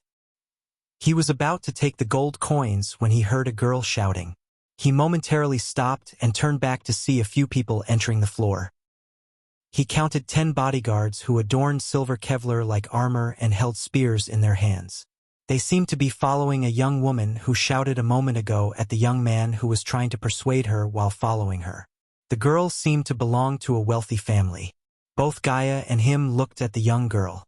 She was good-looking and suddenly, the angry girl's eyes fell on Michael as he was in the midst of staring at her. She shouted, "You lecher! What are you looking at?" Michael was taken back by surprise as the young girl had decided to take out her anger on him. Although the girl seemed to be at body refining stage 3, the guards around her were at body strengthening stage 2 and 3, which indicated the mighty background of this haughty girl. Hence, he decided to ignore her rather than say something that could bring unnecessary trouble. "What is with me and angry girls?" He ignored the girl and turned his gaze at the manager back. Gaia, on the other hand, looked at the girl from top to bottom, and when she noticed the symbol the guards had on their chests, she quickly turned around. But when the young girl noticed him ignoring her without showing any emotions, she became more enraged and shouted at him, "You rascal! No point of turning your head now. I saw you gawking at me. Haven't you seen a beautiful girl before?" It was true that he was an assassin and always preferred to avoid as many troubles as possible, but now, the girl crossed the line. If he didn't say anything now, he wouldn't be a badass, would he? "Excuse me." Gaia knew very well that he has two sides of him. One side of him was the funny, cool, calm side, and the other was the evil, cruel, killer side. Now she could tell the other side of him sticking its head out. "I never gawked at you. I just heard you shouting and turned my head, like everyone else in this room," he said, and then pointed his finger at the youngster who was following her in the first place. "If you have one guy following you, it doesn't mean you are the Miss World and everyone is courting you." When he finished replying to the girl, everyone was dumbfounded, especially Manager T and the bodyguards. Ding! Congratulations to the host for successfully being a badass. The reward is 1,000 badass points. Chapter 49. One of her female bodyguards couldn't keep her straight face as she looked at him in shock. In the meantime, Gaia tried to pinch his hand and let him know who the girl in front of them is before he does something that puts both of them in trouble. But Gaia couldn't help but admire him when it comes to making enemies out of beauties. Moreover, his guts were worthy of being praised. Not many people could dare to speak in such a manner in front of the most irrational and overbearing girl in Bradford. The girl stared at him with fierce eyes. She then said, "Do you know who I am? As you can see, I'm already not in a fine mood today. I can help you in getting rid of your bones, if you want." Bitch is trying to get herself killed. Gaia cursed the girl in her mind and grabbed Michael's hand sneakily. "Look, Lady Jane, daughter of Baron Totonk." The last part was unnecessary, but Gaia used it to reveal the identity of the girl to Michael. He was obviously shocked and cursed at his luck, but he was not going to back off as it was too late to back off without being seen as a coward. The boy who followed the girl was startled. He recalled that this woman Jane Totonk was the biggest terror of Bradford. He had been beaten up by this girl in the past because of his love for her. The beating had been so severe that it had taken him nearly a week to get off his bed. "Without your father's identity as Baron, You're just another girl who thinks too highly of herself. Now if you excuse me, Michael turned to look at Manager T as he wanted to leave this place as soon as possible. Michael feared that if she talks too much, he would beat her to a pulp. Jane's face turned red in anger and she seemed as if she was about to pounce on him and give him a good beating. According to the things Gaia heard, the young woman had great fighting abilities even though she was extremely young. She could easily defeat a normal body refining stage level 5 cultivator due to the powerful spells and fighting techniques she learned. However, Gaia knew that Ghost is far from normal and he could not only kill her but also her bodyguards. Ha ha ha, the girl started to laugh maniacally. I can't wait to see how are you going to talk when my guards knock all your teeth out, she said to Michael and looked at her guards. I want to see him beg for mercy. As for his whore, throw her out of my store. Whore! Human, kill them. Hearing the girl call Gaia a whore, Gaia lost all her reasonings. Compared to a princess and a prodigy like her, how could a girl like Jane, a mere daughter of a baron, insult her like this in front of all these people? Stop! Michael raised his hand and said as the guards halted their movement. Don't tell me you're going to beg just like that. Jane held her head high and arrogantly looked at him. Why don't we take this fight outside? Since the fight is unavoidable, he wanted to make the best out of it. If he fought inside here, only 20 or so people would see, but if he fought outside, more people would see him, hence more badass points.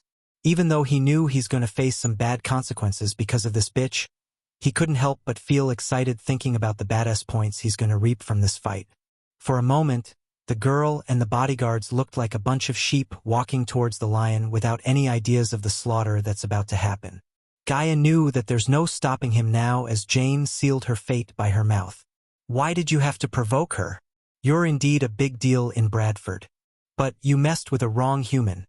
An idea crossed Jane's mind as she looked at the arrogant face of the youngster standing in front of her. Very well, if you want the whole city to see my guards beat you, so be it. She had spoken these words without any hesitation. She was clearly an extremely bold woman. Miss! One of Jane's female bodyguards tugged at her sleeve in an attempt to discourage her. The female guard didn't know what was Jane's motivation to mess with the young man, but looking at his black outfit, she seemed to recall a person called Ghost who massacred the entire Blood and Bone sect and killed the sect master Ralphie.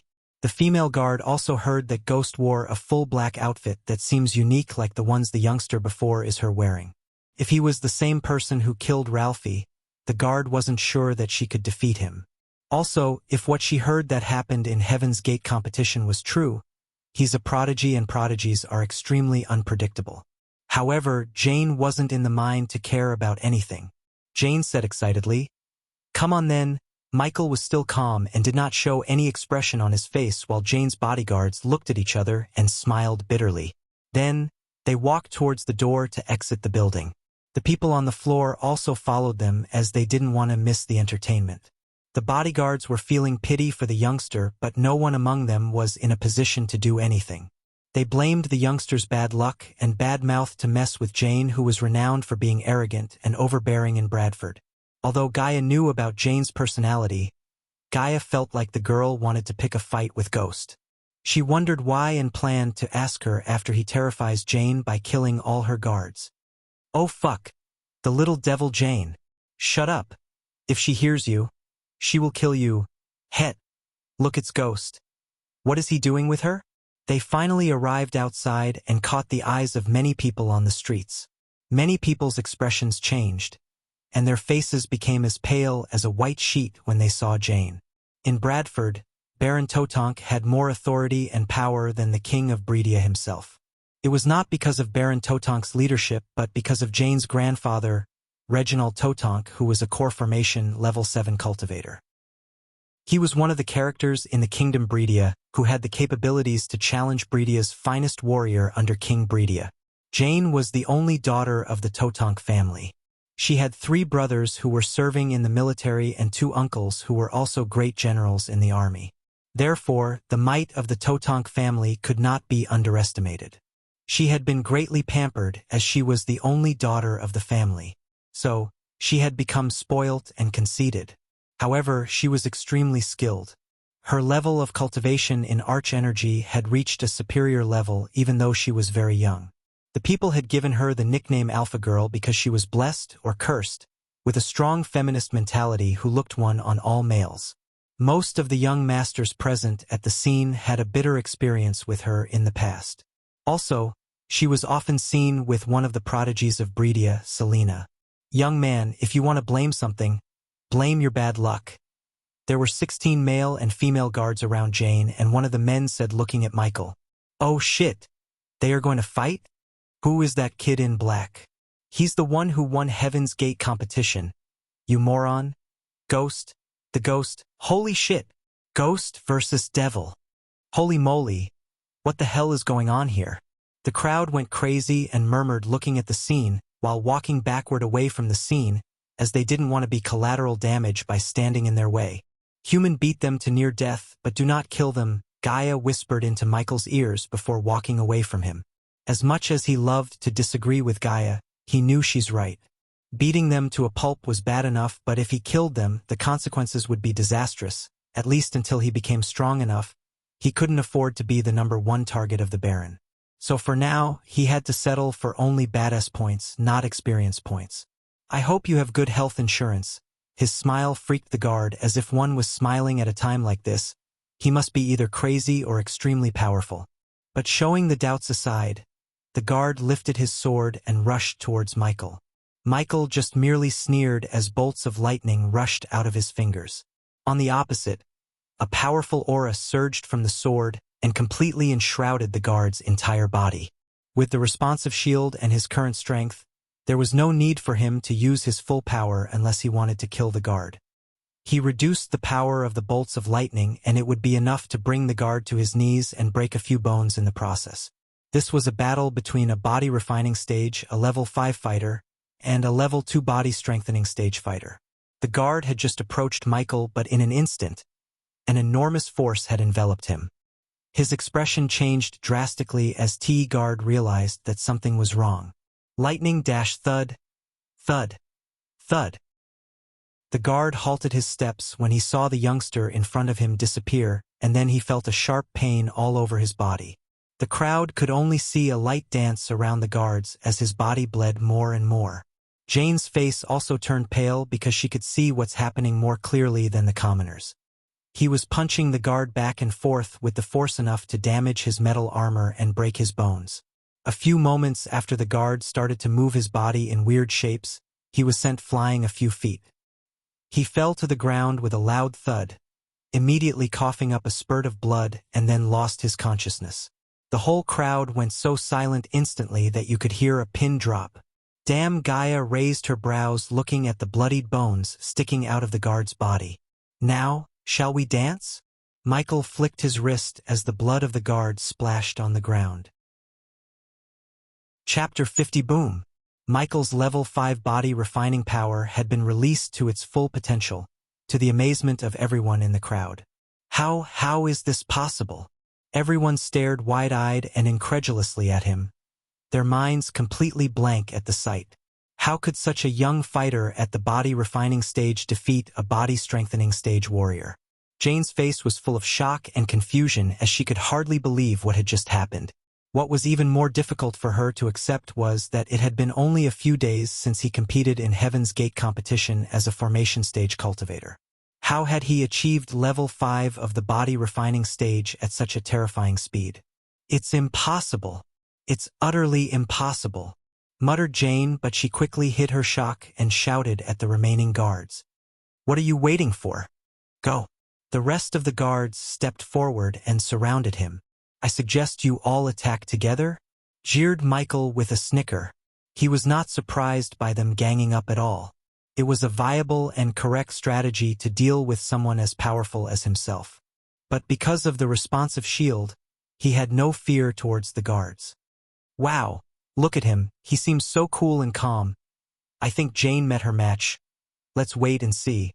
I can't believe he can beat all the guards. After all, he's just a body refining stage cultivator." The onlookers started to murmur among themselves, looking at the scene as a continuous beep sound rang in Michael's mind. Ding! Congratulations to the host for successfully being a badass. The reward is 200 badass points. Ding! Congratulations to the host for successfully being a badass. The reward is 200 badass points. Ding! Congratulations to the host for successfully being a badass. The reward is 200 badass points, however.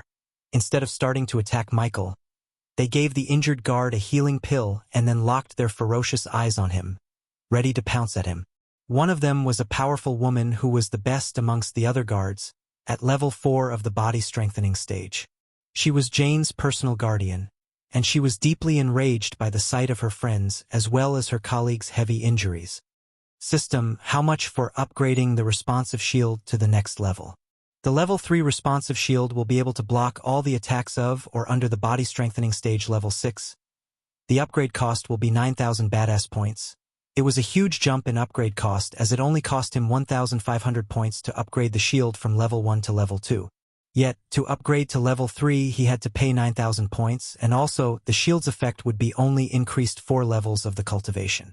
Previously it was able to protect him from the attacks of body strengthening stage level 2, and now, at level 3, it could protect him from the attacks of body straightening stage level 6. Upgrade the shield system. I don't want to underestimate my enemies or overestimate myself. He played far too many RPG games and movies to know what would happen when you either overestimate yourself or underestimate the opponent in a battle. Because of this and his gut feeling, he quickly upgraded the shield and exited the system to continue to reap the badass points off this fight without any worries. Get on your knees and apologize now, shouted the woman angrily at him when he exited the system. Her tone was icy cold, and she seemed to be out for blood. Many of the people in the crowd were shocked. They had never expected Michael beat the guard to near death. He would have to wield extraordinary power to achieve such a feat. Now all eyes turned automatically to the female guard and Michael. Michael, however, merely smirked at the woman. "I'll give you the same offer. Kneel down and apologize. I may leave a few bones in your bodies unbroken." His smile on his lips turned into a cold scowl. Gasp! Everyone in the crowd was horrified at his attitude. Even though some of them had seen what he could do in Heaven's Gate competition, they still couldn't believe that he could defeat a powerful warrior such as this woman in front of him. The guards were even more enraged now, and Jane was trembling in anger. Only one of them remained beside Jane, keeping her from jumping into a fight with Michael. The rest all stepped forward and unleashed their powerful swords, all simultaneously charging towards him. A group of lions was now pouncing on a rabbit with all their might, and only Gaia knew who's the lion and rabbit in this scene. They all knew too that his strength was not to be underestimated, so they each used their most powerful moves to besiege him. However, he remained calm and was not the least bit afraid of the oncoming attack. He had every possible move in his arsenal to fight against these bastards. For instance, he could just use Ignitia and easily eliminate a few of these fighters without much effort. He didn't choose to use lightning bolts, though. Instead, he stomped the ground as the sword which was previously wielded by the guard flew up and landed in his hand. He then dashed straight towards the guards who were approaching him. Lightning dash, obviously. He was not going to care about gender when it comes to battle. With every swing of his sword, his cuts were neat and precisely on target. The whole crowd was so shocked by the scene that was unfolding that they could hardly blink. Many were unable to see what's going on, including the guards, because of the speed of his movements. At this point, the air in their surroundings grew colder and colder, as if something mysterious was closing in on them, but none of them noticed it yet. Jane was now blinded by fury, and her face turned bright red. She had been practically ruling Bradford, and everyone would tremble in front of her. Yet today, her own guards were being beaten to death one by one. Moreover, her guards were struggling to even land a single blow. Ding! Congratulations to the host for successfully being a badass. The reward is 400 badass points. Ding! Congratulations to the host for successfully being a badass. The reward is 500 badass points. Ding! Congratulations to the host for successfully being a badass. The reward is 300 badass points. Michael left the main female guard, who asked him to kneel down alone for desert and only beat the others to a pulp. Seeing her colleagues and friends fall one by one bathed in their own blood, her murderous aura intensified. "You piece of filth! I'll break your bones with my bare hands." You'll fucking die today, cursed the guard as Michael deactivated the lightning dash. Around him, the guards lied on the ground in their own pool of blood. Many bones were sticking out of their body and their faces were messed up to the point that their own mothers would have a hard time recognizing them. Shit! Oh my God! The crowd trembled at the sight and weak-hearted ones looked pale. Only Gaia had a wicked smile on her face and craved some snacks. Let me go on the other side. Jane tried to dash forwards and fight him herself, but the guard with her didn't let her go. Miss Jane, I don't think you can defeat him, hell. I doubt even Maria could defeat him. The best move is now to leave this place and tend to their wounds before they bleed to death. The guard told Jane, and he didn't care about Jane throwing a temper tantrum because his first priority was to protect her. At Morningstar Sect, she was ranked within the top 50 of her batch before she joined as a personal guard to Jane.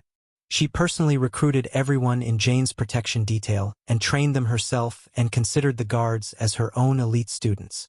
But now, he almost killed them and prepared to do the same to her. Thinking about this, her blood boiled in anger, and this was not about Jane's order anymore but personal for her. She stared at him furiously. Just like what you did to them. I will break all your bones and bathe in your blood, she snapped. Following what she said, a flying sword materialized in front of her out of thin air. Fierce sword light appeared like flames and made the people close their eyes for a moment with its brightness.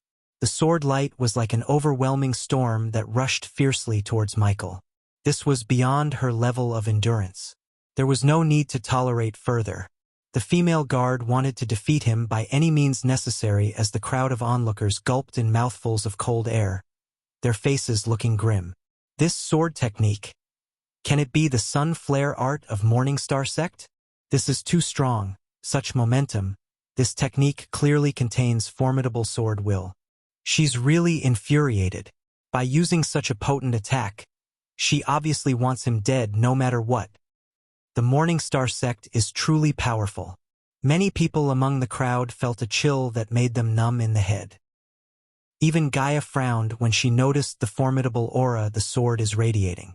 On the other hand, Michael still wore a serene expression, facing what was to come calmly. No matter how powerful or fancy the spell, she was just a level 4 of the body-strengthening cultivator. Break him, Maria! Jane shouted as the guards dashed at Michael, who had no intention to move his body. Boom! There was a loud collision as the sword clashed with the responsive shield.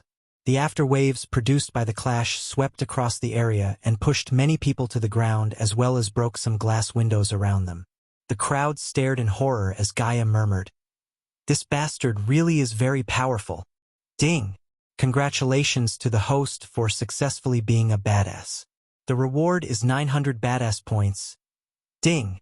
Congratulations to the host for successfully being a badass. The reward is 1000 badass points. Ding! Congratulations to the host for successfully being a badass. The reward is 800 badass points." Chapter 51. When the dust rose by their clash cleared, they saw Michael standing there without even a cut on his body. Everyone's eyes landed on him in aghast, and the female guard couldn't believe what she's seeing. How could he survive that? What spell he used? There's not even a cut on his body. This kind of power somehow seemed too formidable to the crowd. He snickered again and brushed the dust off his shoulder as badass points kept increasing in the system. "I don't know why your young miss picked a fight with me, but it's not going to end well for you." The guard beside Jane and Jane wore severe expressions on their faces. The female guard, Maria, who had fought him, was already their strongest member. She had even executed the Morningstar Sect's sun flare art, and yet it couldn't even touch him. They had now realized why he was calm and cool in the face of battle with them. The female guardian was so enraged that she was shaking. Although her cultivation strength was higher than him, her sword technique had been so easily dismissed by a teenager. This was difficult for her to accept. The more she thought about it, the angrier she became. However, he didn't care about her anger at all as he casually walked towards her. Each step he took forward, she took a step backward subconsciously in fear.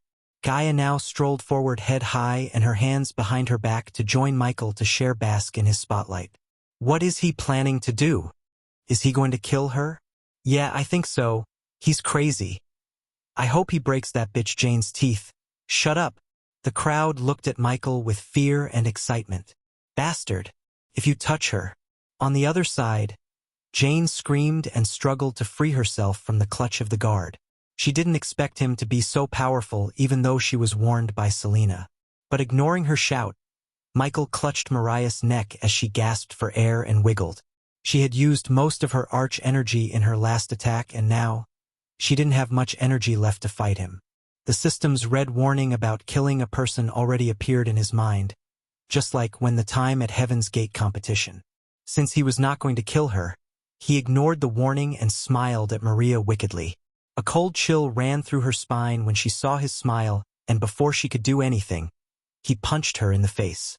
She felt like a hammer hitting her face and almost blacked out. No, stop. Almost at the same time, a cry was heard from afar, and it was Jane who seemed boiling in anger. However, he did not stop or let Maria go. His eyes were cold and without any hesitation, he continued to use her as a punching bag. Each of his punches had enough force to break her bones, and after rapidly landing 20 or 30 punches, Maria completely lost her consciousness and his fist started to ache. Ding! Congratulations to the host for successfully being a badass. The reward is 800 badass points. Ding! Congratulations to the host for successfully being a badass. The reward is 800 badass points. Ding!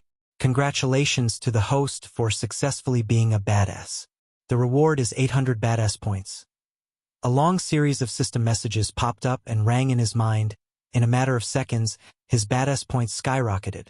He checked the total number of H points on the interface screen and discovered that, in the blink of an eye, had accumulated a total of 6,000 badass points. But of course, if you take into account the 22,000 badass points that he still owed the system, then he was in fact still very poor, but this was indeed a good harvest. Bastard! Jane cursed in an angry manner as she finally used arch energy to break free from the guard's clutches. She then rushed towards him and leaped at him with a fireball in her hand. Miss Jane, stop! Wind blast! Michael just sneered and raised his hands to send a wave of wind to blast her midair. Her anger and arrogance overcame her reasoning, and as a price, she was sent flying before even she could attack him with the fireball. Ah! The guard was quick enough to catch her in the air before she hit the ground and suffered some wounds. Lightning dash! And when she realized what just happened, Michael appeared before her. As much as Gaia loved to kill Jane, she knew what would happen if he killed Jane. Therefore, she rushed towards Michael. Aha! The guard immediately placed his hand on his sword, fearing that Michael would hurt Jane, but Michael raised his finger and stopped him. Jane's eyes contained uncontrollable anger than fear as he smiled. The reason I leave you alive is I don't like wars and am not going to start one with your daily because of you. But if you mess with me again, you and all the Bradford will know the power behind me, he said in a rather hushed voice as only Jane and the guard could hear. Let's go, he turned back and said to Gaia. She nodded and gave Jane the middle finger before following him behind. The crowd instantly moved away from his path and stared at him terrified, but many youngsters who had a bitter experience with Jane looked at him with eyes full of respect and worship. He taught the little devil a true lesson today and earned their respect. Many of course thought that he was afraid of killing her because of her status as Baron's daughter.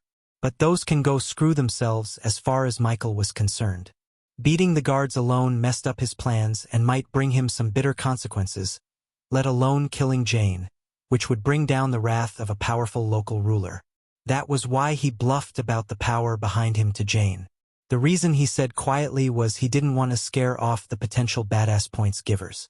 How could he earn more badass points if everyone became afraid of him, thinking that he has a mighty background? He only wanted the Baron to think like that. A genius leader like him wouldn't act quickly without getting all his information checked, and if Michael's guess was right, the Baron would buy his bluff and would not do anything rash, at least for some time.